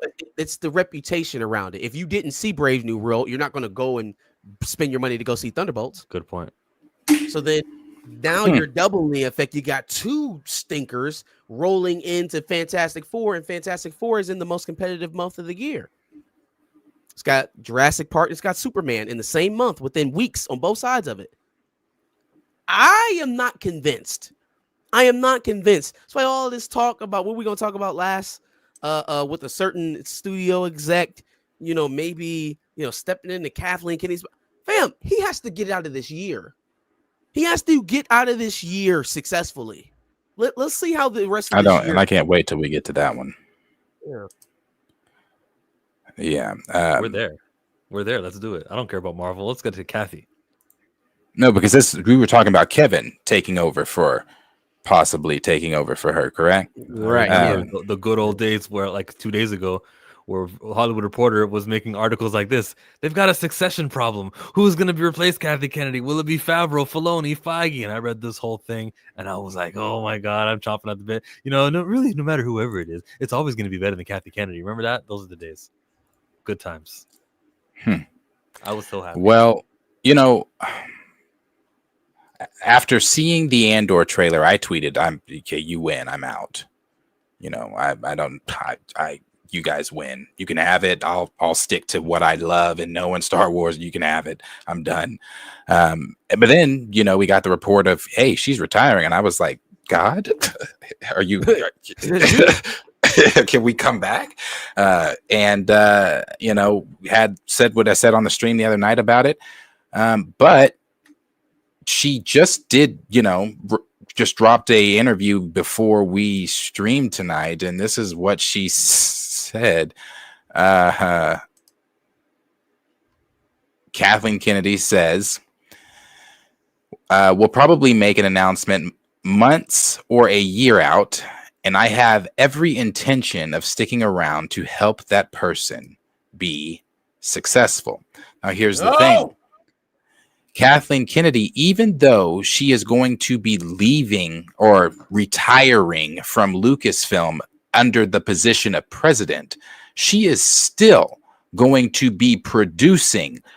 She's still producing all the several upcoming projects. So think Amy Pascal, when Amy Pascal got fired from Sony, but she still went on to produce all the Spider-Man films and she's still going to be, she's still answering questions about Miles Morales and what they're going to be doing with this and this and that. That's going to be Kathy. I'm not president anymore, but we're doing 9 more Rey films.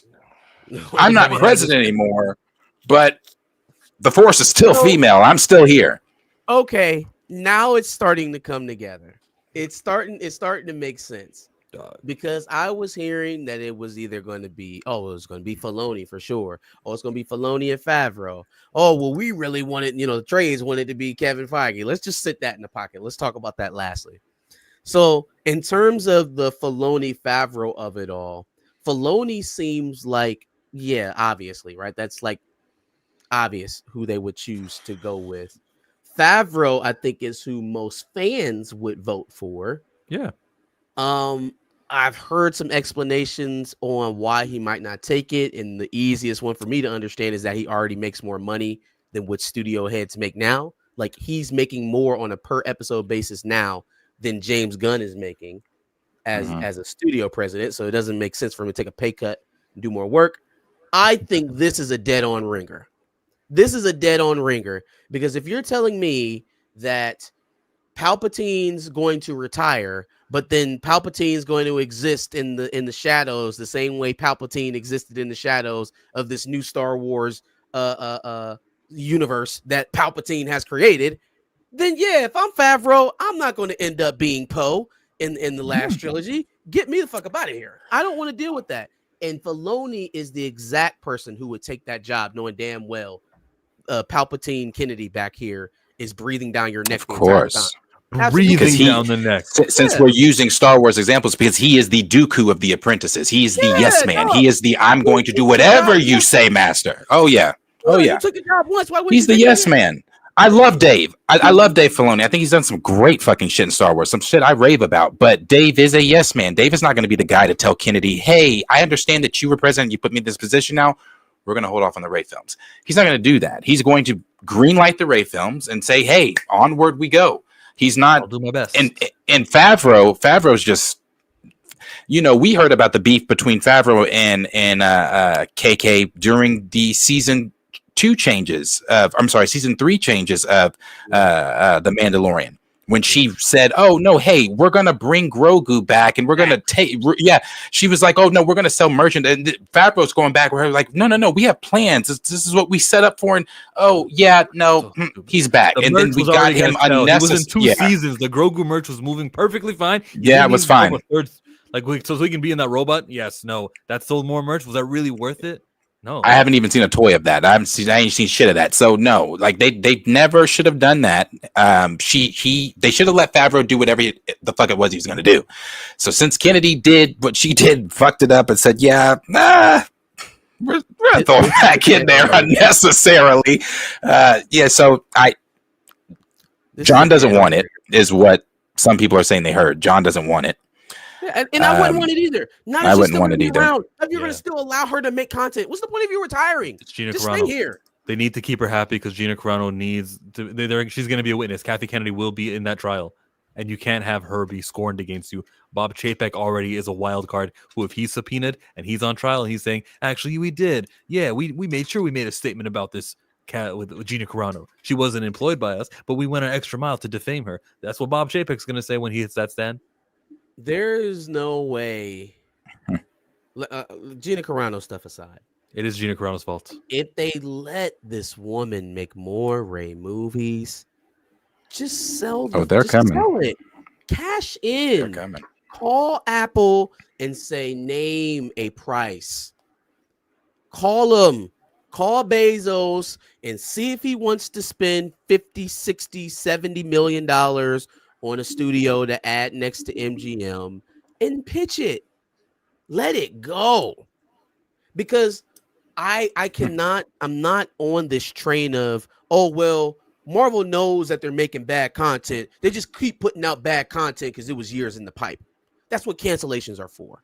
I don't want to hear this, Star Wars, even though they had diminishing returns on every theatrical project they put out year over year over year, they were trying to expand their audience, and the expansion of that audience that they've gotten, now they're going to placate to them even more even though they know it's not the most profitable thing to do. That sounds like absolute horse shit. It sounds like brain melt. It sounds like somebody's trying to twist themselves in a pretzel to make nonsense make sense. So again, I'm convinced she wakes up every day and thinks, how can I fuck up this studio? What more can I do? Why don't she make more ETs? Tell her to go remake ET. Make another. Take her time. Do that. Keep her busy. Yes, a new imaginative story. Put a girl on the bike. You know Kathleen loves shit like that. Go tell her to remake ET. Call it TE. But I guess I didn't read the whole quote, and I didn't read the whole quote because I saw the Geeky Cast posted this, but I thought they were being facetious and saying like something. No. The full quote from Kathy is, "I will never retire from movies. I will die making movies." She's that's the full quote, and I feel like in the first quote she gave when she said, "And I can assure you, I will be there helping this person every step along the way to make them successful." I feel like she's directly speaking to us. She's directly speaking to the fans and saying yeah, I see all y'all having these fucking gifts of Star Wars celebrations and shit about me being gone. I'm letting y'all know I'm not going anywhere. She said, let me hit up doing 9 more Rey films. She saw what happened last time because she tried to end the Variety article. This was a day ago with Rebecca Rubin, where it said down here, she intends to retire after her current contract ends, according to a source with knowledge of her plans, which is Kathy. A separate source close to Kennedy, however, dismissed the initial report by Puck as pure speculation. That's Kathy. Kathy is giving these, and it wasn't effective. That was from Variety. Then here comes the next day. We get that big article I just showed you with Deadline, and she's just starting to, no. You guys don't understand. All this is BS. Kevin Feige, who I'm the one in charge here, and I'm going to be producing more movies with more Sean Levy and everything. Yeah, it's me. I'm Kathy. Kathy Kennedy is not leaving anywhere. Don't feel happy at all. She watched Geeks and Gamers, and they mentioned Donald Trump, and she said, no. And they did mention Donald Trump in their video. They said, thanks to Donald Trump, this is happening. And she said, she lit up. It sucks that the loudest voice anti-Kathleen Kennedy is that group. And it's like a political divide. But because of that, like, she definitely went in here and she said, I'm going to talk to Deadline. And they asked some crazy ass, wild ass questions at Deadline that she could only give the worst possible answers to. This was all a plan. That's her. That's her intention. It sucks. Haha, you guys lose. No, for real, we do. We do lose. It was a man. I was happy. I'm gonna be honest. I was like, oh my gosh. Disney way. So let's just take us back. 5 years ago, maybe 6 years ago now. It's 2025. When Bob Chapek resigned as president, right after the numbers snafu with the early days of Disney Plus. And their CFO kind of almost blowing the whistle without officially blowing the whistle. Bob Iger comes back into his seat. Leaves, retires, comes back. No succession plan. Same thing with Kathleen Kennedy, apparently. She's going to retire. Only she's telling us she's going to come back. She's telling us she's going to come back. They even given Nate Moore the same courtesy. Yeah, leave. No, you don't work here anymore, but you know, you can come back and do Black Panther and whatever else you're still involved in. Like, do you still get so you can get fired or just quit from Disney and just keep collecting checks? If you know where the skeleton bodies are buried, they don't get rid of you on bad terms. They let you. What the fuck does Kathy know? He got a favorable deal. What does Kathy know? Does she know? Gina Carano? Yeah, so, I mean, what does she know? What skeletons get her out of here? She'd probably go in there and tell how Bob Iger jujitsu Chapek out of his seat. back how he never left his office in the C-suite of Disney in Burbank, although there was a new president there. You know, it's sad because Chill, can you pull this up here? I'll just send it to you. It's sad because, you know, we're talking about Star Wars and that Andor trailer. It really vexes me. I've never heard music like that ever in the fuck a far away in Star. I've never heard. rocking. I've never heard it. So Star Wars has always had its own unique sound and everything like that. And I just feel like they are literally just like, you guys see that? We put that music in there. Fuck you. Like, it's like, yeah, we're doing what we want to do. Like, it's like, what? I just like, so it's like fans now are having to resort to making their own shit. Like, this right here is dope. This is fan made. This is dope. This is just part one. This is what should have happened instead of them saying, hey, let's do The Force Awakens and make up our own characters and do this and do that. If you just would have done this, this is literally next. If you just would have done this, then hey. Coruscant.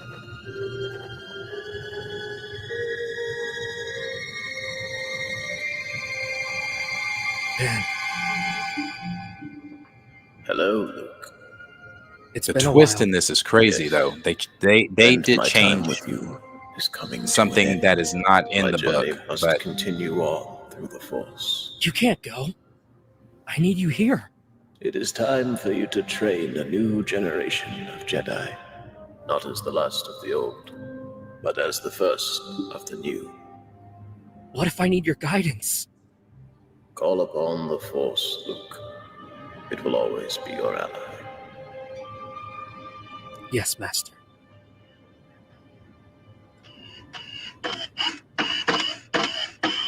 Master Luke, is everything all right? I was just saying goodbye to an old friend. Mistress Leia was concerned and asked me to check on you. She's been practicing her Jedi skills. Tell her everything's fine, and that she should get some rest. I will, sir, but I'm afraid she hasn't been sleeping well. But with Han Solo still away, and the morning sickness, of course, these winds will certainly change things around here.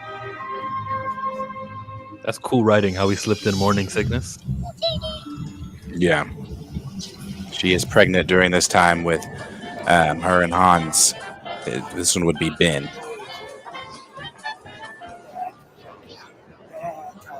That's right, Travis. We're looking to hire smugglers. Okay. Does this have something to do with the New Republic's ongoing fight with the Empire? No. What we need is to get the trade routes going again. Ha! Come on, Solo. You know these smugglers don't want to answer to nobody. Hey, everyone answers to someone. Now, that used to be Jabba, but who's the big fish these days? Well, I guess it's no secret. I'd put my money on Talon Card. Talon Card, huh? Well, yes, Raymond. We're gonna yes. Let the force You'd like flow. to know, wouldn't you? Mara, come in, please. Oh, Have a seat. Marjay. Yes, bro. It's all dope. This is merely a business meeting. I want to discuss your promotion. Promotion, huh? I've only been with the group for 6 months. Why wouldn't she? Time wanna has do never this? been as Why important wouldn't you as wanna do ability everything and you results. say you want? I've been lucky. I don't believe in luck. Everything you swear to And God. that is you why want. you're going to be my Women's empowerment, If you strong give me female that much lead. authority, I'll use here. it. Right there. Yes. Yes. It's safe, sir. We've got an Imperial Star Destroyer in orbit. We believe it to be the Chimera. Give me a hailing. Yes, sir. See, now Thrawn's entering the Chimera. Wow. Imperial Star Destroyer Chimera. I am Talon Card. How may I be of assistance? You got Talon Card, one of the other. We are Such no a good need smuggler, of bro. assistance. We are only here to collect some specimens from the forest. I think you and Grand Admiral Thrawn will find collecting Islamari to be very difficult. Yes. I know of the Grand Admiral. Allow me to send some assistance your way, free of charge. Your generosity will be remembered. They're going after Skywalker. And she loves him already? They're not married yet. She's after him at this point. Yeah, she's got sent to kill him. Grand Admiral, 2 shuttles have been dispatched to the surface to collect the specimens. Good. One more piece of the puzzle complete. What exactly is this puzzle? The only puzzle worth solving. The complete and utter destruction of the rebellion.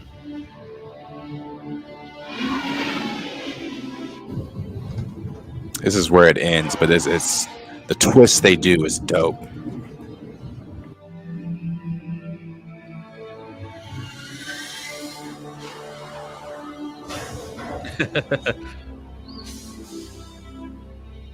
The final component. Mount Tantis. Oh, I know where this is. Yeah, Lucasfilm botched that shit too. Many storehouses. Yes. And none more important than here.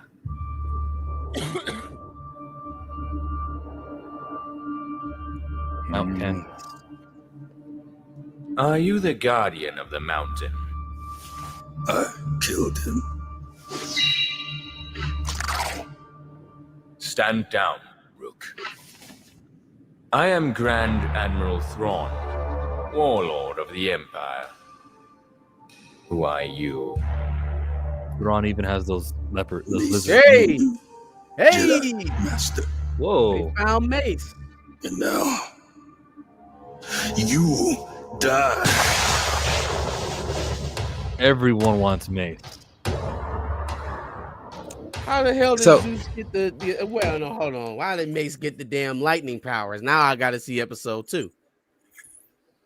Yeah, they're replacing Mace with Jorah Sabaoth, who is the rogue Jedi in the book originally. But I like the twist with Mace because it's like, okay, that does work. You know, Mace is presumably still alive, and you know, what other place could he? Yeah, it's dope. Like they could do stories like this. It sucks that fans have to do, like somebody said, awful AI. It's not that great, but it's just like, damn, we have to do that because we're not a $1 billion studio has the money to do that.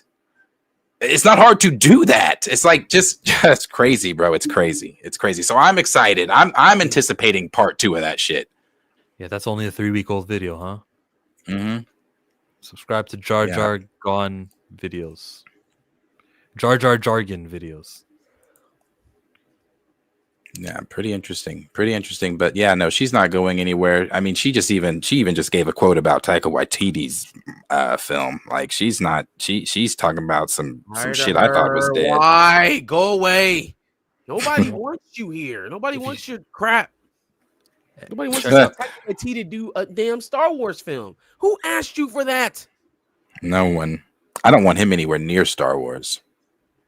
Nor do I want some of the other people that she don't like. Oh yeah, let's get that Patty Jenkins Star Wars Rogue Squad. No, no. Go away. Take you and your friends, go start a new production company like everybody seems like they're doing nowadays, and go make movies with a whole bunch of studios. Leave Disney alone. Leave Disney and Lucasfilm the hell alone. Sick of it. She's taking Lucasfilm to the grave. I also don't think that she just gets to lose money in perpetuity. She's got to have a win in here somewhere.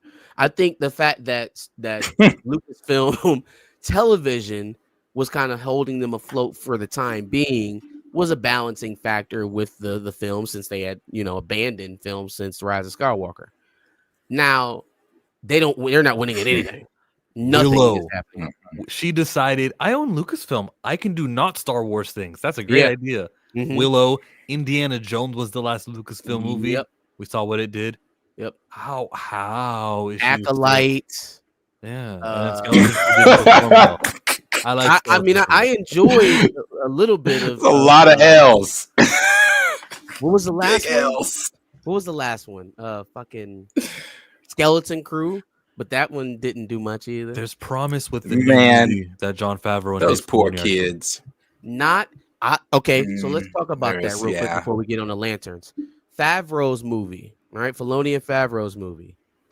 Do you think the whole stinky thing was a Kathleen Kennedy special? I don't know. Probably. The Save Jabba the Hutt's son. That just sounds like buddy cop shit with Grogu being a baby again, where we can go on an adventure that's safe enough for him to be in. He's supposed to talk. Anything about Thrawn? Dog, I don't give a shit anymore. He should start talking a whole season. I don't either. Yeah, nobody said shit about Thrawn. Nobody said shit about anything like that. Like, Bruh, it is insane to I me. care. If I learn Jon Favreau is Aaron Magruder in season 4 of Boondocks, if I learn he left, then I will not care. But so far, I care. I mean, This is what if she's gone, then that gives them the opportunity to write the course before that movie is done being shot. But it doesn't seem like she's leaving. No, because she gave 2 quotes. I'm sorry. This is what she said about Taika. I think if we ever do get a script from Taika, it's going to be fantastic. I've already seen the first act and I loved it. It's just tying him down. Act. Then, wait a minute. She didn't stop.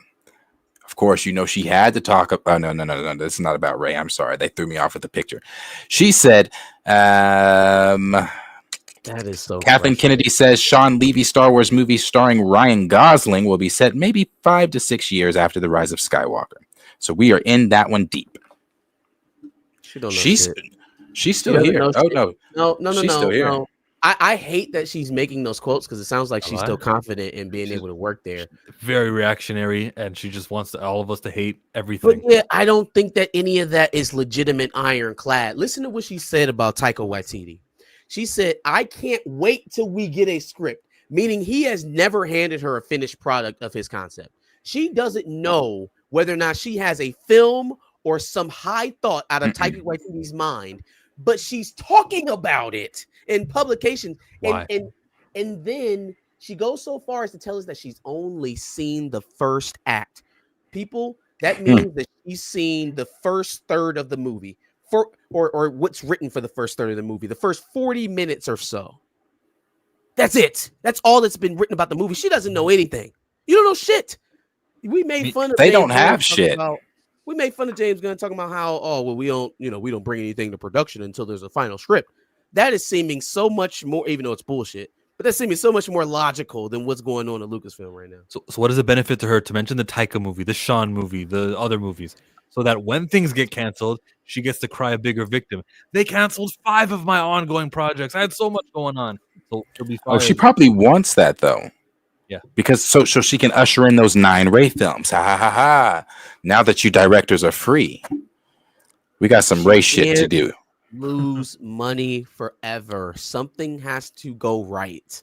Because now she's in even more of a vulnerable position. They can just ignore her.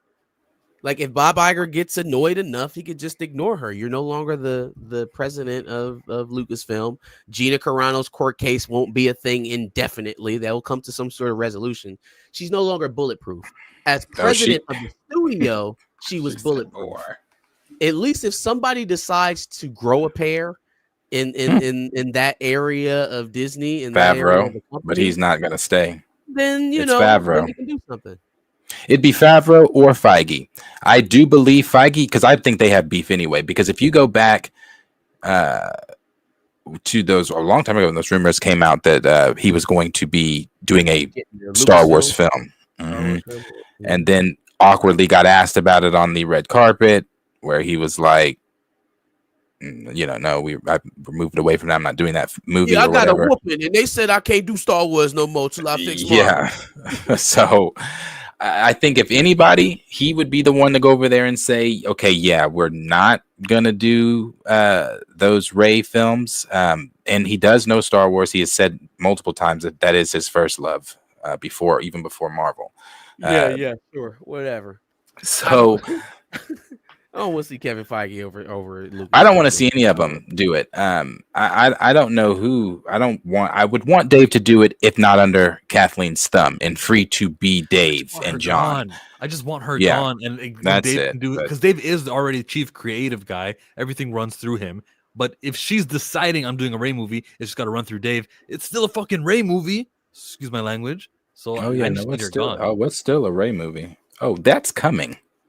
That there's no shaking Rey. Yeah, but also Darius, it's coming, but they haven't started anything yet. They announced a lot, but they haven't done anything. So that's why I'm still in this stage of yes, she still seems like she has some sort of power within that studio, and yet still nothing is getting made. There's not power. Because for her to run over to Deadline and do this interview, it's because she has to do it. If she had power, she lays low and watches from the sidelines. I do think it's telling on which story broke first, though. Right? This wasn't Kathleen Kennedy. She's out in front of it. She announces that she'll be retiring in a year. And then we get all of the, it's going to be Dave. It's going to be Kevin. It's going to be John. But it came out. It marinated for a bit. We got the who's it going to be next. And then we got Kathleen Kennedy's response. So that's a little telling to me. The first response, this is pure speculation. It wasn't strong enough, so she did the big interview, that Deadline that Darius keeps reading at and making me very frustrated. No, I'm sorry. I'm about to frustrate you more because she said more. Oh, boy. Simon Kinberg's new Star Wars movies are the new saga that move us into the future. She keeps saying us. Us. She keeps saying us. So she's saying we and us and... Did she say anything about Ryan Johnson? Is he part of us? Benioff and Weiss? Oh, she better not. Patty Jenkins? Yeah, I don't think people get more efficient in their late age. I think she's getting more efficient. I don't think she's going to have more levity to complete projects as an external producer than she would as the head of Lucasfilm. She's not getting more powerful. Like, it sucks that she's still around in some capacity, according to her. But this move is not a move that's made for more power. Right? Like, if she ends up eventually president of Lucasfilm again, then I'll eat crow. But like, something from outside of the clubhouse is inherently lesser, even if she still has her ties to the studio. Has to be. Has to be. She's still going to be producing, though. So then give her shit that doesn't matter. I don't know, man. None of this matters if the next president isn't going to nut up and take the studio for herself. And the benefit that we all have is that this is Hollywood, right? And as much as people may have cowered to Kathleen Kennedy's influence and power while she was the president, if you give somebody that same title, you best believe they're going to try to wiggle out of her influence. For sure. They're going to try their best to get out from underneath her thumb. How about she already paid Daisy Ridley the whatever million? They've already put so much into the development of this Rey movie. You can't cancel it because we already paid everybody. Everything's set. Scheduled. Paid them for what? I think they're not. I think they're not, even if they haven't turned anything in yet, I think they're not canceling it just because the woman in question is so fucking stubborn. She's going to do what she wants to do. She's like, no, we're doing these Rey films. We're doing we're like, yeah, So it's does the fan base need crazy. to boycott Mandalorian movie? Is that what needs to happen? That movie needs to make so little money that Kathleen Kennedy can't. That's not going to be a direct. That's going to be much to her. On Dave and She's going to like that. Lose. You can't do She's going to anything. like that. No, it has to be something. Unfortunately, if what y'all are saying is true, The Rey and we're movie going has to to get that happen. movie regardless, it's got to happen, and she's got to fall flat on her face again. Which That's what will I'm happen. saying. She cannot keep rolling over these Dial of Destiny type failures. Yeah, it's just not going to stand. No one's So- going to sit up there and take responsibility for some 80-year-old tanking movies from outside of the studio indefinitely. So we gotta hurry up. We gotta not watch Andor and let that flop. We gotta hurry up and get this Rey I'm movie not. coming in 2027. I guess 2 years Won't away be from there. right now. 26 is a Mandalorian movie. So 27, that movie comes out. Thinking about it. World does, and we finally go. Okay, actually, that would be logical. Never mind. Yeah, let's see. Not watching Andor, thinking about going to see the Mandalorian and Grogu movie. I don't think they have any shit else going on. They got shit else going on. That's it. I think those are the only. Those are the. I think they should back the Brinks truck up for Jon Favreau, and if he says no, look outside the umbrella. It's the best chance you have of anybody actually standing up to Kathleen Kennedy and saying no. Is those That's two it. options? That's Back it. up the And Brinks truck and make Jon Favreau say no to the biggest payday he'll ever have in his life, or you go look for somebody outside of the umbrella and you try to do a culture change, which would also effectively push her out. I say go for John. You have John and Dave do it, like Peter and James, and let their minds together, have given us some great Star Wars content. I say let them do it, because like you said, and John is the only one that's going to tell Kathy to fuck off, get out the fucking room. We're changing all this. We're turning this whole thing around. Ray who? No. We're not even doing that. No. Hey, yo, Daisy, put the fries in the bag, baby. Put them in the bag. We're not doing it. Let me remind you something.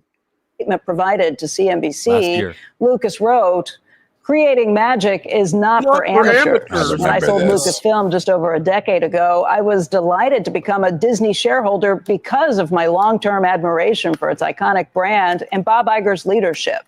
When Bob recently returned to the company during a difficult time, I was relieved. No one knows Disney better. I remain a significant shareholder because I have full faith and confidence in the power of Disney and Bob's track record of driving long-term value. I have voted all of my shares for Disney's 12 directors and urge other shareholders to do the same." Why else would he do that? That other than he's returning to become the president of Lucasfilm at Japan Star Wars Celebration. It's coming. Bob Iger is going to make George Lucas's dreams come true. That will be the new president. He's older than Kathleen, considerably older than Kathleen. It's not happening. Not happening. I'm still wondering who wrote that statement. Why did he His write wife. No, thank you, Darius. I don't think he wrote that. The guy who calls Disney white slavers is not also urging all other shareholders to vote for Disney because making magic isn't for amateurs. Well, he did it because Nelson Peltz was trying to take over the company. It was an either or. It's like, no, some people voted for the Democratic Party even though they got problems. Why do you give a shit what happens at Disney? I thought they were white slavers. I thought they destroyed your IP. What happened? Yeah. I can't feel sorry for a guy who willingly thrusts the people who he's trying to tell me are so bad back into positions of power. Yeah, from here, I don't know what happens with Star Wars. We'll have to wait to see. And like I was going to say, when you brought up Skeleton Kids, those poor kids. What was that big con that was just in Orlando? MegaCon? Yeah, that sounds right. All right. There was a Star Wars panel for those poor kids. I watched a video of someone giving a tour of the con. They panned over there to those poor kids and they said the same shit. Well, no one's sad. No one's over there for them, but it's not really their fault. That's what the guy said on camera. No one was. I was like, those poor fucking kids. You got those fucking kids out there signing nobody's autographs, watching the con from their seats. This is like Lucasfilm did that to those kids. If I would have been there, I'd have said, let me have y'all's autograph. Blame Lucasfilm. This is Kathy's fault that no one's in your lines.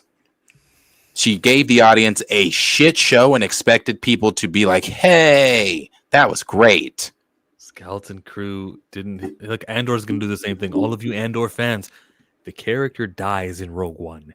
He doesn't have the Force. Nothing gets furthered. We already know the Empire are evil. There's nothing that's going to happen in this season. I'm so confused as to how we even got a season 2. Like, where is this fitting in? This has to be the most narrow slither of time in between when Cassian pops up in Rogue One in season 1 of of Andor. Like, where does it's just got to be the most narrowest bit of time? We got a super chat about Andor. Let's here. This reminds me of Kathleen Kennedy. All the money in the world couldn't even amount to a teaspoon of honey when it melt in your mouth. It's the Locks and Mariah's. You checking us out? Oh yeah, she's definitely she was doing that on her way to give this interview. Yeah, she's like, "Oh, I'm about to piss them off.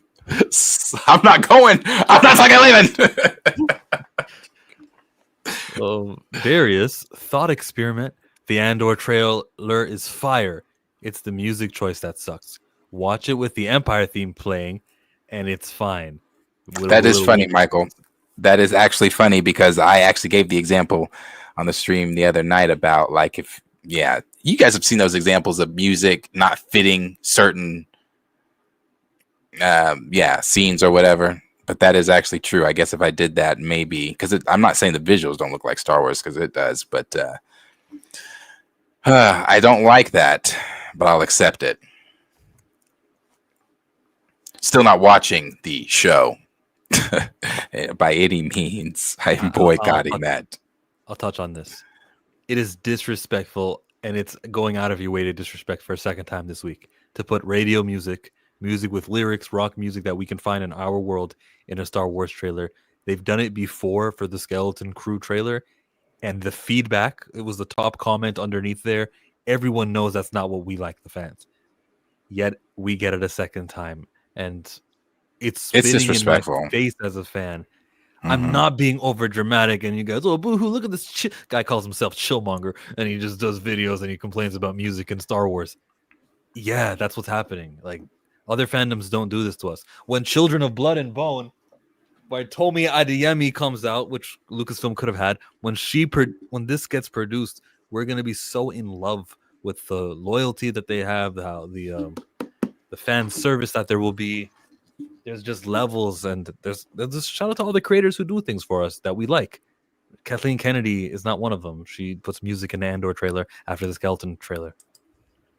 See, and I don't like, it is fiction, but these are things that I've said this so many times. I grew up on Star Wars. These are things that we love, things we grew up on, regardless of it being real or fake or not. When I go into this fictional world, it's an escape.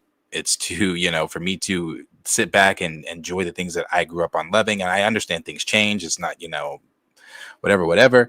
But at the same time, there is a certain heart, a certain feel, a certain vibe to Star Wars. And when you are outright bluntly pissing on that in front of the fans, and you are saying certain things that are going to get a rise out of fans, not doing what the fans want, telling us we're getting more Rey and how we all feel about that. How the fans feel about that. It's not so much that it's fiction, it's the disrespect to the fiction. Yeah. That's what it is. Keep trying to push this shit ball up a hill. Yeah, it's crazy. Another super. I'm sorry, go ahead. Yeah, I didn't know there was another super. I was going to say lanterns, but we'll get that super. My segue was going to be, speaking of getting slapped in the face, then I was going to play this Will Smith song. Fly as an eagle, fresh out of Philly. Yeah, I still rep the city. Mirrors on the wall, worth $500 million. Michael Nemo. Appreciate you, Michael, for being here for this week and every other week. 5 minutes into this fan production, and I don't know anyone's sexual preferences. F that. I definitely don't sound like Nerdrotic. And your last part there, Andor is good. That is an opinion. That's an opinion. What the hell do why do you even bring that name up? What that got to do criticizing Star Wars doesn't make you nerdrotic. If I say there's music in a trailer that doesn't fit, music in a trailer doesn't fit. God, that is such an annoying narrative. Just because someone does not agree with you does not then mean that they are hating. It does not then mean that they are sounding like someone that they're not, or need to eat a Snickers or something like that. It's none of that bullshit. It just simply means I don't like what you like, and that's it. That is just the name that he chose. Like I personally have driven that name through the mud. Like I've heard you up and down. It's just crazy the name that he chose to compare it to. Jefferson Starship was in the second movie. What does he mean? Who the fuck is Jefferson Starship? Force Healing was in Splinters of the Mind's Eye. Jefferson Starship was in second movie. I don't know what you mean. Stamina MC says, I love Andor and will be sated, but that music was indefensible. All right. Well, there you go. At least you're telling the truth. Y'all starting to sound... Will Smith's been going off lately. Hey, Zendaya is going to be the child of Charlize Theron and what's her name? Charlize Theron and Will Smith and Hancock. I'm not talking about the music. I'm talking about the show. And even with that, me saying... You saying that's still an opinion. You don't like or that you like the show. That's great. Are you saying that the show is good? That's an opinion, sir. I watched the first 2 episodes of Andor. People can have different opinions. So can we have a different opinion without being nerdrotic? Right. We're like, how you gonna try to play that both ways? So for our opinion, we have to be like somebody you don't like. But for your opinion, hey, I'm allowed to have my own thing over here, man. I'm allowed to have my own thoughts, Is this Stephanie? Jabari Mohammed. Stephanie, is this you? No, shut up. It's been a year. Wrong. One more. The fan, because I respect takes that are opposite. He says the fans feel that way. Editor's note: they are talking about some of the most successful films of all time. I know you don't know what I mean. If a budget is really high and it grosses $1 billion, sometimes the budget can be so high. That's two comments I'm now confused on from Aggressive. What are we talking about on both of those? Are we talking about the grossing of the Star Wars films? Ignore it. Don't. Dre Mack can argue you back Aggressive Little Maxes. We're not going to do that. When Green Lanterns become HBO True Detectives, meet HBO's pulpy, prestige Lanterns. We got Aaron Pierre and Chandler. What's his name? Chandler Parsons. Chandler. No, that's not that is not right. That is not right. Him. If you take a peek down there, you can see he on his ring finger on the right side. That's what Chandler's been up to since leaving the league. Yeah, him and Michelle Beadle. And then this guy also is wearing the ring, which is hidden, which they totally did on purpose. And we can't see the ring on his right hand, on his ring finger. I didn't even know till just now that they even had the rings on. Name's Kyle Chandler. Thank you. Why are they not suited up here? I'm really taken aback by that part. The more I looked at it, the more I thought about it. I'm like, this is the first time we're seeing them. Why do they not have the suits on? Brother, this. I don't like this. Why even show this? Come on, why? James. Come on, James. Why? This was so underwhelming. You guys are both wrong. What are they supposed to do? Last time when Superman was putting on the suit, everyone's complaining that he's putting on the sock. Because they sucked. Just don't make the suit suck. Well, this just happens to be part of the show where, and remember, it's a TV show, so don't expect too much fantastic stuff. This is the part of the show where they're dressed like this. That's what he wanted to share. He didn't have to share anything. There's no rule that every time you see a superhero for the first time, you got to be in the suit. You're right. You're right on that part. But this looks like a Ford commercial.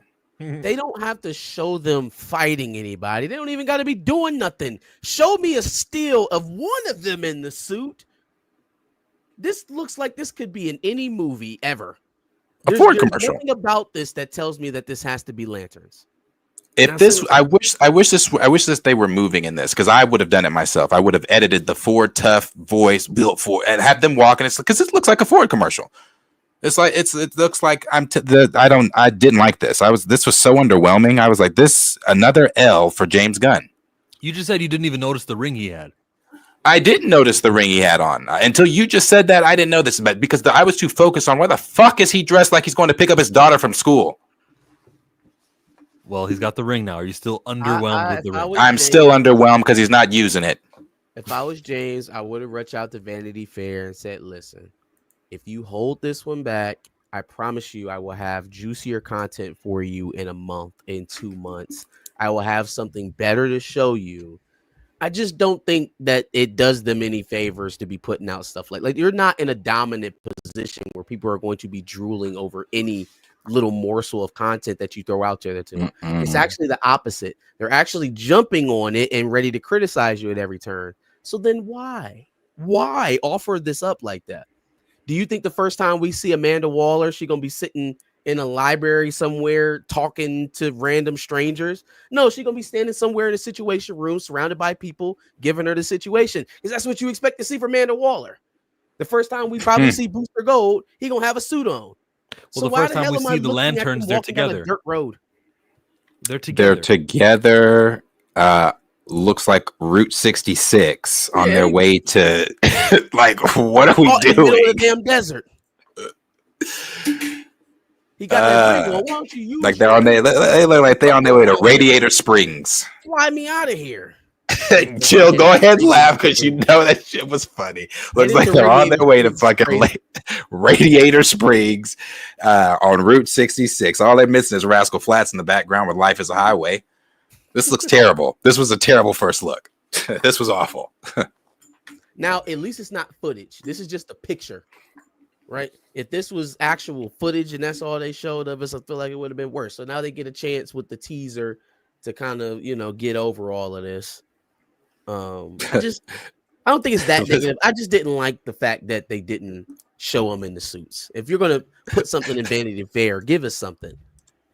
Somebody on Twitter said, in lightest bright day and medium brightest night. Wait a minute, I'm sorry, hold on. Let me read it right. In light brightest day and medium blackest night. And then they have a picture of him.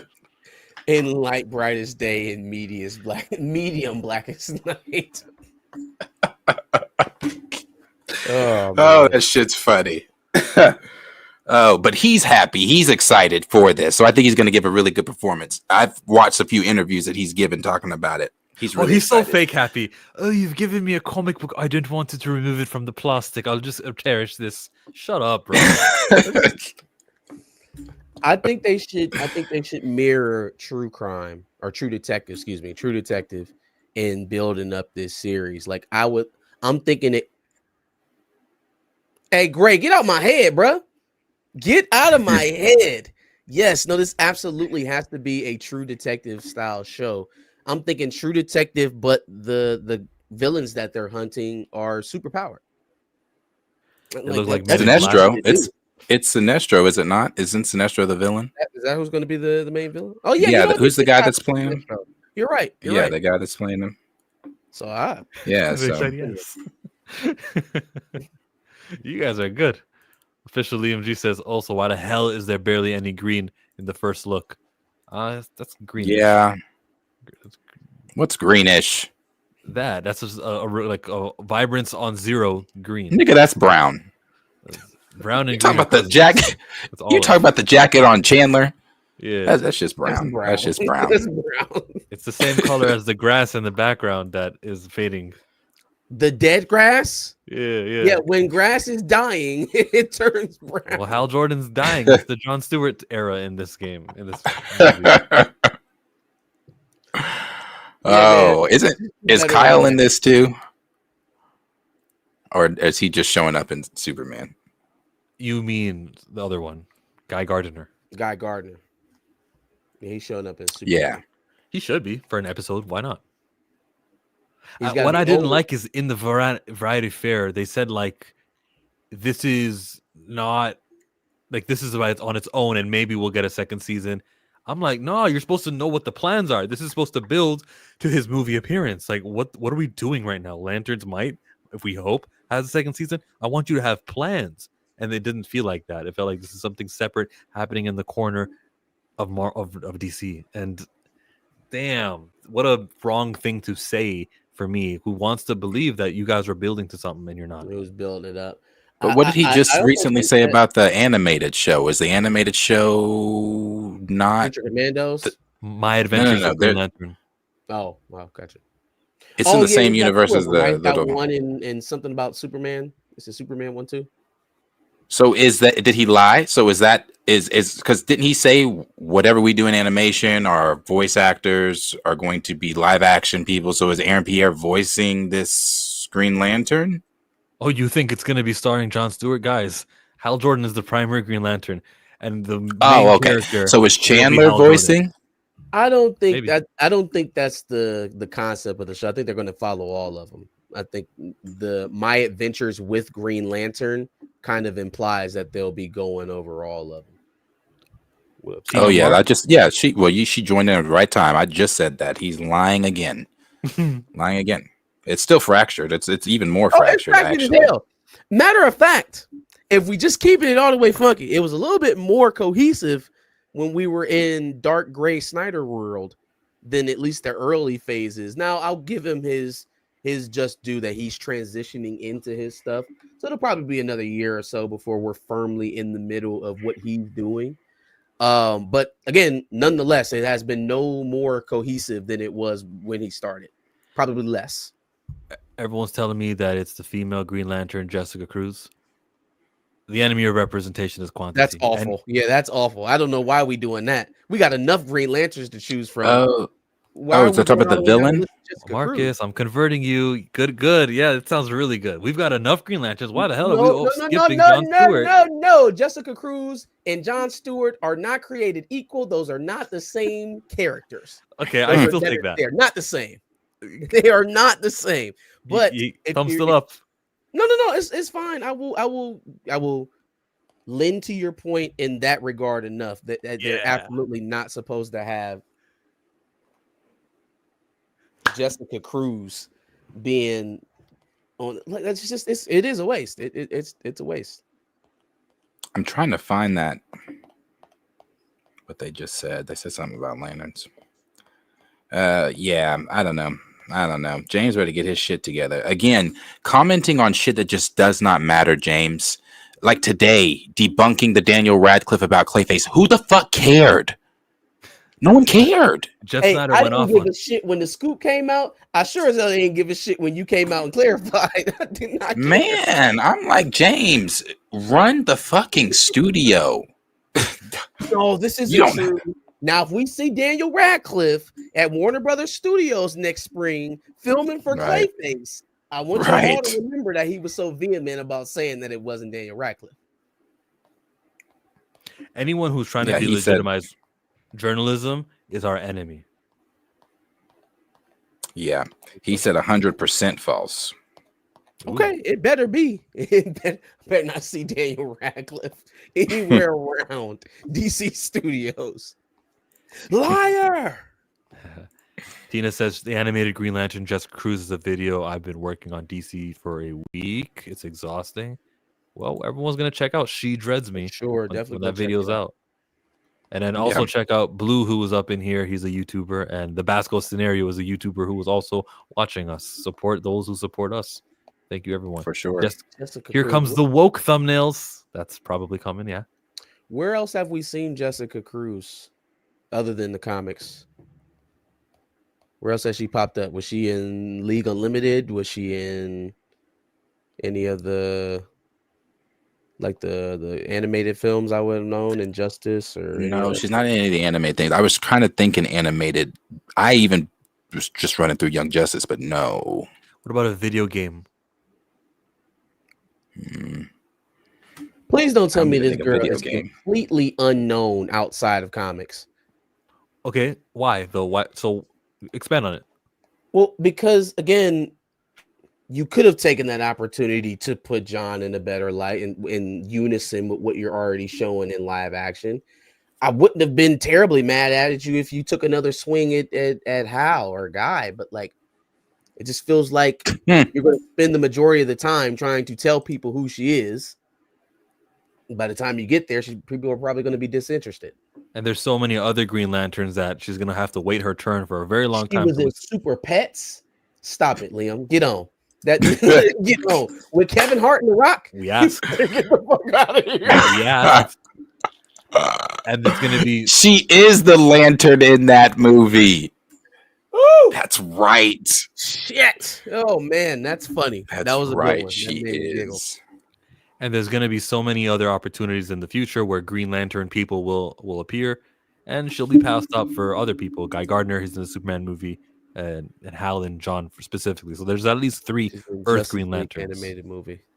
Eli, which one? I really am running through them. Because damn, John and Hal are barely in some of them. So which one is she in? Justice League versus the Fatal 5. Thanks, Latrell. Is she... Hold the fuck up.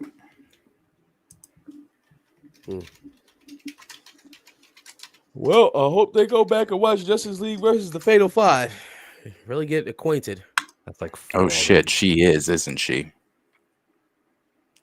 That is fucking right. Why does Earth need 4 lanterns? Why did HBO take this off? It's not on HBO Max anymore. Willow. Willow. Because it had such low viewership, it wasn't worth the bandwidth. What was the other show that they announced? It wasn't just The Adventures with Green Lantern. It was something Superman related, I thought. The film? No, an animated series. There were Wasn't 2. it more of the adventures with my hero Superman, my dad, my bro, my friend, whatever it's called? Superman, yeah. Oh yeah, Starfire. It was. That's what Lauren said. It was the Starfire one. Starfire was coming out too. The Starfire one. Yeah. I remember seeing they anticipate 2 movies a year, 2 animated films a year, and then an animated film every year. So he's out of his mind. It's very 7 aggressive. projects a year. That is aggressive. It's too aggressive for him. Brother, you can't even get anybody to play Sergeant Rock. I take a seat. And yeah, but we What? just learned. No, We no, just no, no, learned no, it's no. not You aggressive. said the wrong thing, Darius. It's not that he can't get somebody to play No one Sergeant wants. Rock. It's that he's trying to make Sergeant Rock. That's Well, that the too. problem. Yes, That's the issue. yes. I've said, yeah. That is the issue. It's That is the issue. It's That is the issue. It'll be as simple because none of these shows have anything to do with anything. He's not building to anywhere, so he can just hire a screenwriter here, go have fun.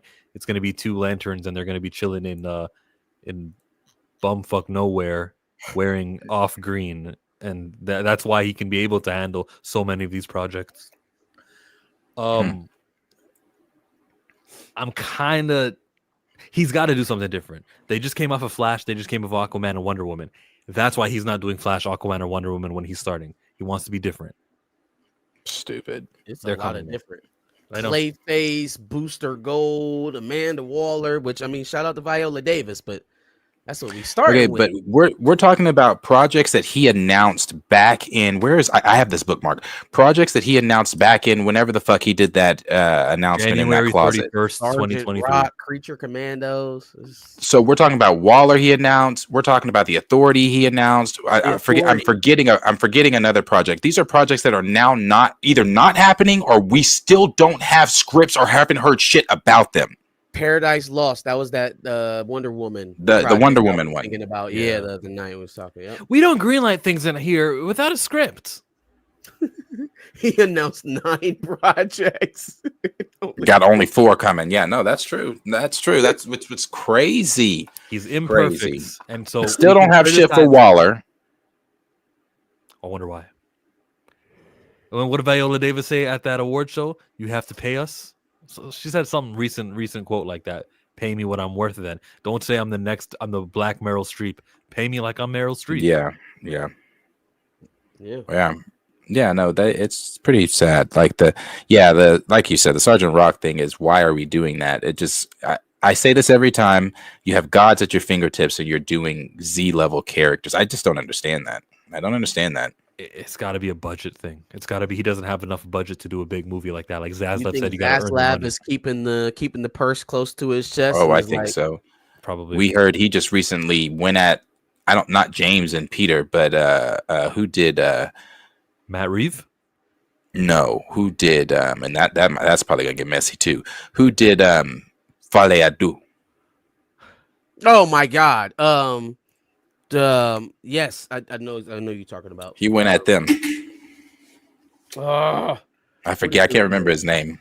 Joker but 2. yeah, he Todd deserves Phillips. it. He deserves that. Fam, you were making that's a perfect example of somebody who didn't understand the genre they were playing in. It's like you got so uncomfortable with the people who got connected to a super villain that you tried to make a film embarrassing said supervillain for 2.5 hours. And let's just make it a musical on top of that. You deserve to have your ass run up out of that studio. Then had the nerve to tell. Yes, Todd Phillips. Goddamn Phillips. Yes. I don't want to see Then had Todd the Phillips' nerve. name on anything I'm going to see for a good long time. Yeah. Like you said there, what did he say about what did he say? You said you said somebody that doesn't understand the character, but then had the nerve to tell us as the fans that we didn't understand the character. We don't understand the character of the Joker. You like what? Didn't understand. Clearly, you didn't understand. That's literally what it was. It was like, somehow I've served incels with this character. That makes me feel icky. So now I have to spend the entire next movie tearing that character down in awful fashion. It was awful. Yeah. We got a super from Michael. Were you going to say something, Darius? Sorry. Oh, no, I was just looking at that one. I said, we're Static Shock. And I was about to agree. I'll give you the Static Shock super chat.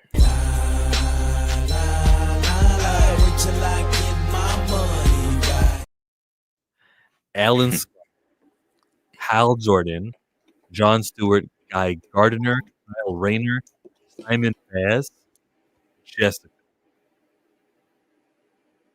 Yeah, I know Hal, John, and Guy, and I barely know Guy. We know them. We know these guys by first names for a lot of them. But when you got to Simon Baz, if you have to even say the last name, doesn't that show how he's not rolling off the tongue?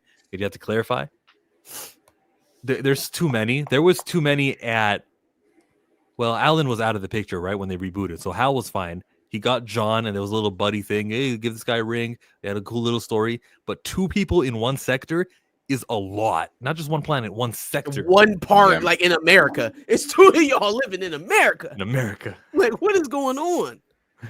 This is inefficient as hell. All this planet. That's crazy.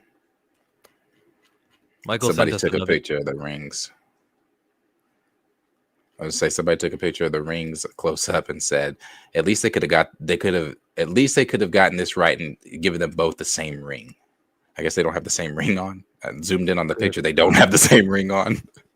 They're different rings. Why are the rings different? That's I did hear about Teen Titans getting greenlit. He did say Teen Titans was getting greenlit. So he's greenlighting a lot of shit. We're getting Teen Titans before Justice League, y'all. What a great decision. That just makes so much sense. A Superman movie, no Batman, and Teen Titans. This just all of it is unison. Okay, Teen Titans is an awesome franchise with 2 generations of kids growing up on Teen Titans who are in their adulthood now. And the Titans TV show. It is a familiar brand. I don't think it's like there's other brands you could have crapped on right now. Teen Titans is pretty up there. Before you got to get the full context of what I said. Before Superman, before they're doing Justice League. You're right.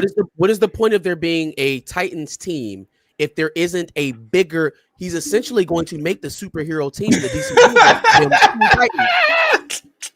Teen Titans. That's going to be the superhero team in the DCU. That is true. Because there is no Justice League established. How did we even get to a teen superpowered team when Superman and Batman are still out here fucking off?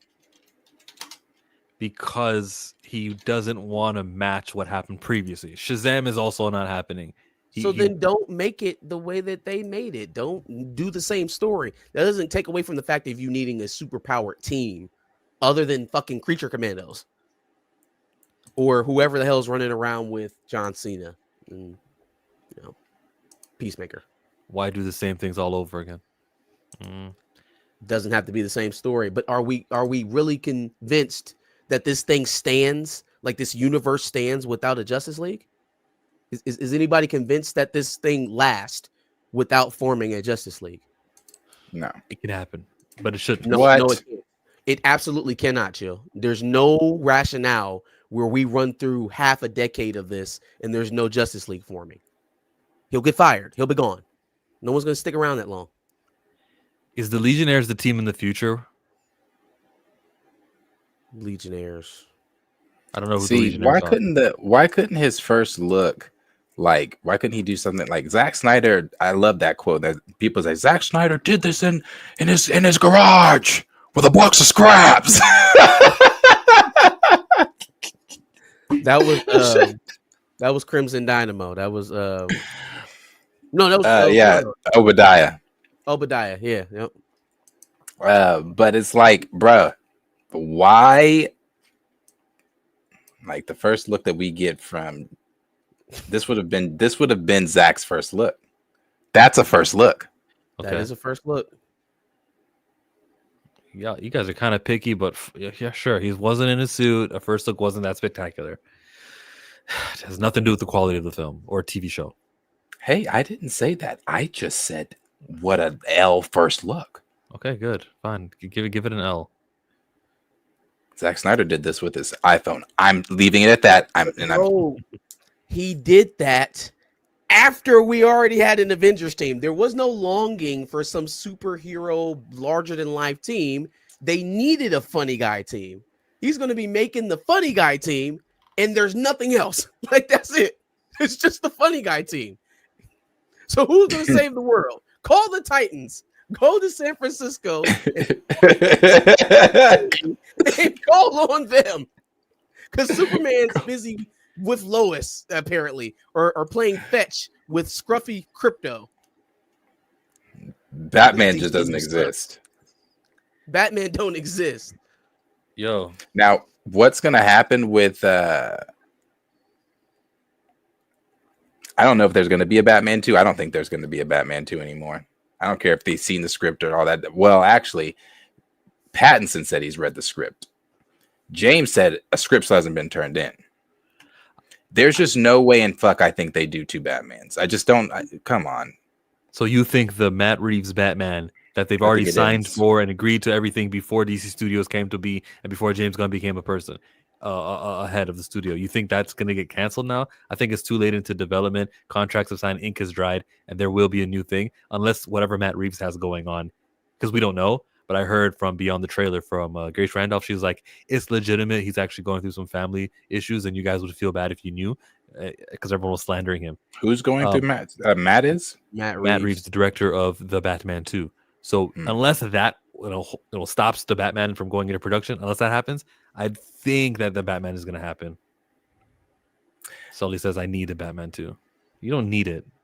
It's not canon. It's just like a, I mean, if you're a Batman fan, you'd like to see it, I guess. It's been a long time. Yeah, I don't think we get a Batman 2 until there's some decision made on whether or not it's either going to be Reeves leading the show with that Batman under the DCU umbrella, or that version of Batman is going to revert back to James Gunn when Reeves is no longer running it.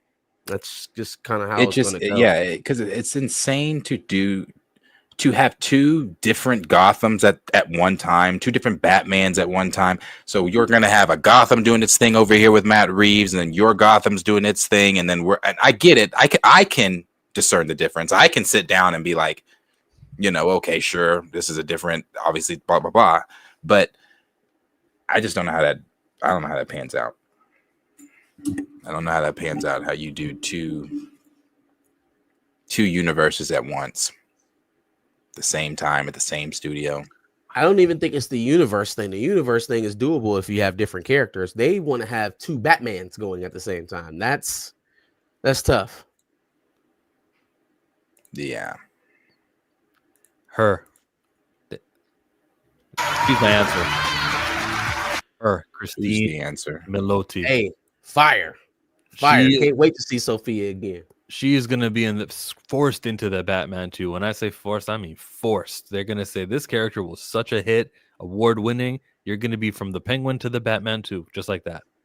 It's kind of crazy that we didn't. They made the Penguin obviously after Batman, but we like to see her before in that storyline from the Batman.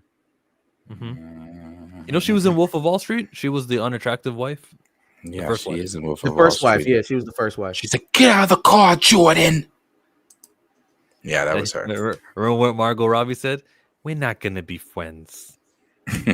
Because daddy's not going to touch mommy for a very, very long time. You do an eerily good Margot Robbie. That is. That's my movie, though, bro. I've seen that movie so many times. That's my shit. Eerily, I love that movie. Then I think you're going to enjoy this super chat from Michael Nemo.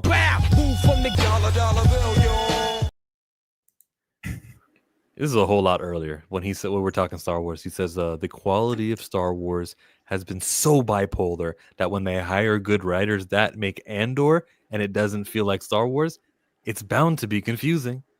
No, don't try to slip in your little Andor compliments. You Andor fans are all like, it's okay that we don't like it.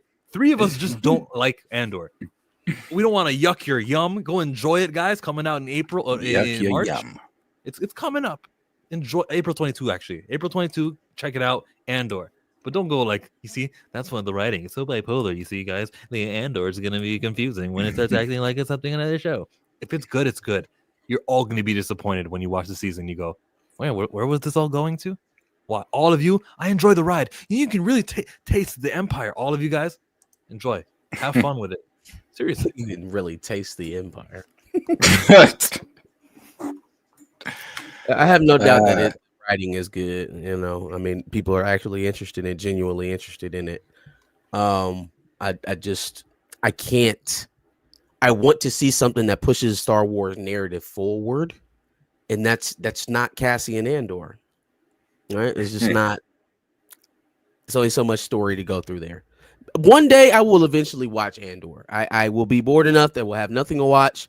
I will watch Andor. Okay. But as I'm actively looking for new things to watch, it's just probably not going to be high on my list. You can be watching Iyanu instead. You'll be watching the new Academy X series instead. I did want to ask y'all.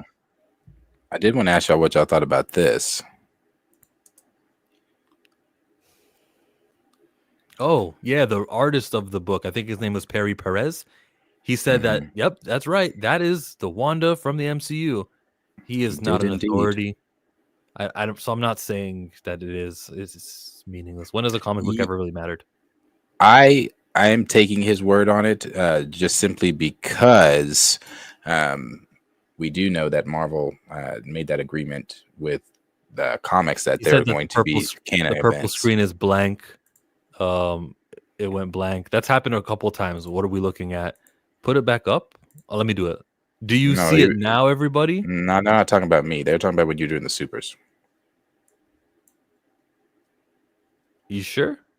Yeah. Michael was saying it earlier when he said that clip didn't show up. Nothing is on screen. Chill. Don't see anything. Now we see it. Now we see it. Can't see Darius here. Oh, now maybe they were talking about my sphere. Back and forth. Up now. Okay, up now. Yep. Just repeat what you said the first time, though, about this picture. We were talking about it's a comic book image from the recent Scarlet Witch or the TVA comic book. Yes, Marvel did say that they are working with Marvel Comics, obviously, for some events, certain events that they want to be canon and to the MCU to be canon. And so for him to make her work, for him to be making her wear the exact same thing that she was wearing in Multiverse of Madness, she's got the black fingertips. That's her. What book is this in? What is this in? I think it's the TVA issue 3. The TVA has a comic? They do. And I think it's specifically for this stuff to be tied into the MCU. It's just a limited series and it'll be canceled. But the question is, all right, which universe is the 616? What do you mean? Comic universe or the MCU? Well, it's definitely not the MCU. Well, now that they're sharing, this Wanda, she's not from the 616 Wanda. She's not, because the 616 Wanda is the one we've been reading in comics over the last few years. So what universe number is she? 199999. 199999. Yeah, all that other shit. Gotcha, Kevin. He's not watching, but I got. No, I'd have to agree. So yeah, that's it. It is interesting though. I saw that. I was like, that's interesting. Which obviously led to a lot of different theories from people, with Dr. Doom and the love interest that he's supposed to have with Wanda. Maybe he breaks her out. Why does the TVA have her? Is it for the multiversal war? Is it because she's an Omega level being and she's dangerous? Is it because what she fucking did in Multiverse of Madness? So who knows? Who knows? But for those people, for you dead, Wanda's been dead this whole time, people. There you go. She's alive. That was another wonderful episode of the weekly stream Pantheon, featuring Phil, Monger, Marcus from Back of the Bus, and Planet Fanatics, Darius. You know what bugs me? It's always been bugging me, but I never say it. You have your name and then the channel. He has his channel and then his name. Figure it out. Like even the semicolon or the colon, figure it out. Sorry. No. We are both sovereign nations and we will go about our business as we see fit. That is true. I am a sovereign nation. I definitely. Do you have time to stick around, Darius, so I can record? Would I be a dictator? If you had power, what would you do? Would you be a benevolent ruler, sovereign, fair? Would you be a dictator? Dictator. Fair. Better dictator. question. Better question. If you T'Challa's a dictator. If you could be a superhero or a villain, which would you be? Hero. Ew. If you could be a superhero or a villain, would you be a hero and dictator don't run congruently? They can't run. No. I'm changing it just completely. I'm asking if you want to be a hero or a villain. Hero. Which would you be? Oh well, I guess I'm different. I'd be a villain. Villains are fated to fall. Right? Oh, I would not that's fall. the age. That's the age old. Well, first of all, there isn't a single villain in history that didn't fall. Not a single one. You're right, but they ruled for quite some time, and I'd be the first. The longer the rule, the greater the fall. I'd catch myself, but I can tell you, I would definitely be a villain, and I would definitely be a evil, dictating ass villain too. Oh yeah, I would want to live long enough to see myself become a hero. The people are revolting. Bring the people in here. Bring the people in here. Bring the people in here. Yeah. Okay, Mark. All right. It's still. I say the same thing if I would have lived in the House of Dragon days. You don't want to bend the knee? Oh, okay, Dracarys. I'm not playing the game. I don't want to talk about it. And that's why Jon Snow stabbed her ass. Okay. He did that, didn't he? He did stab her. Let's wrap it up.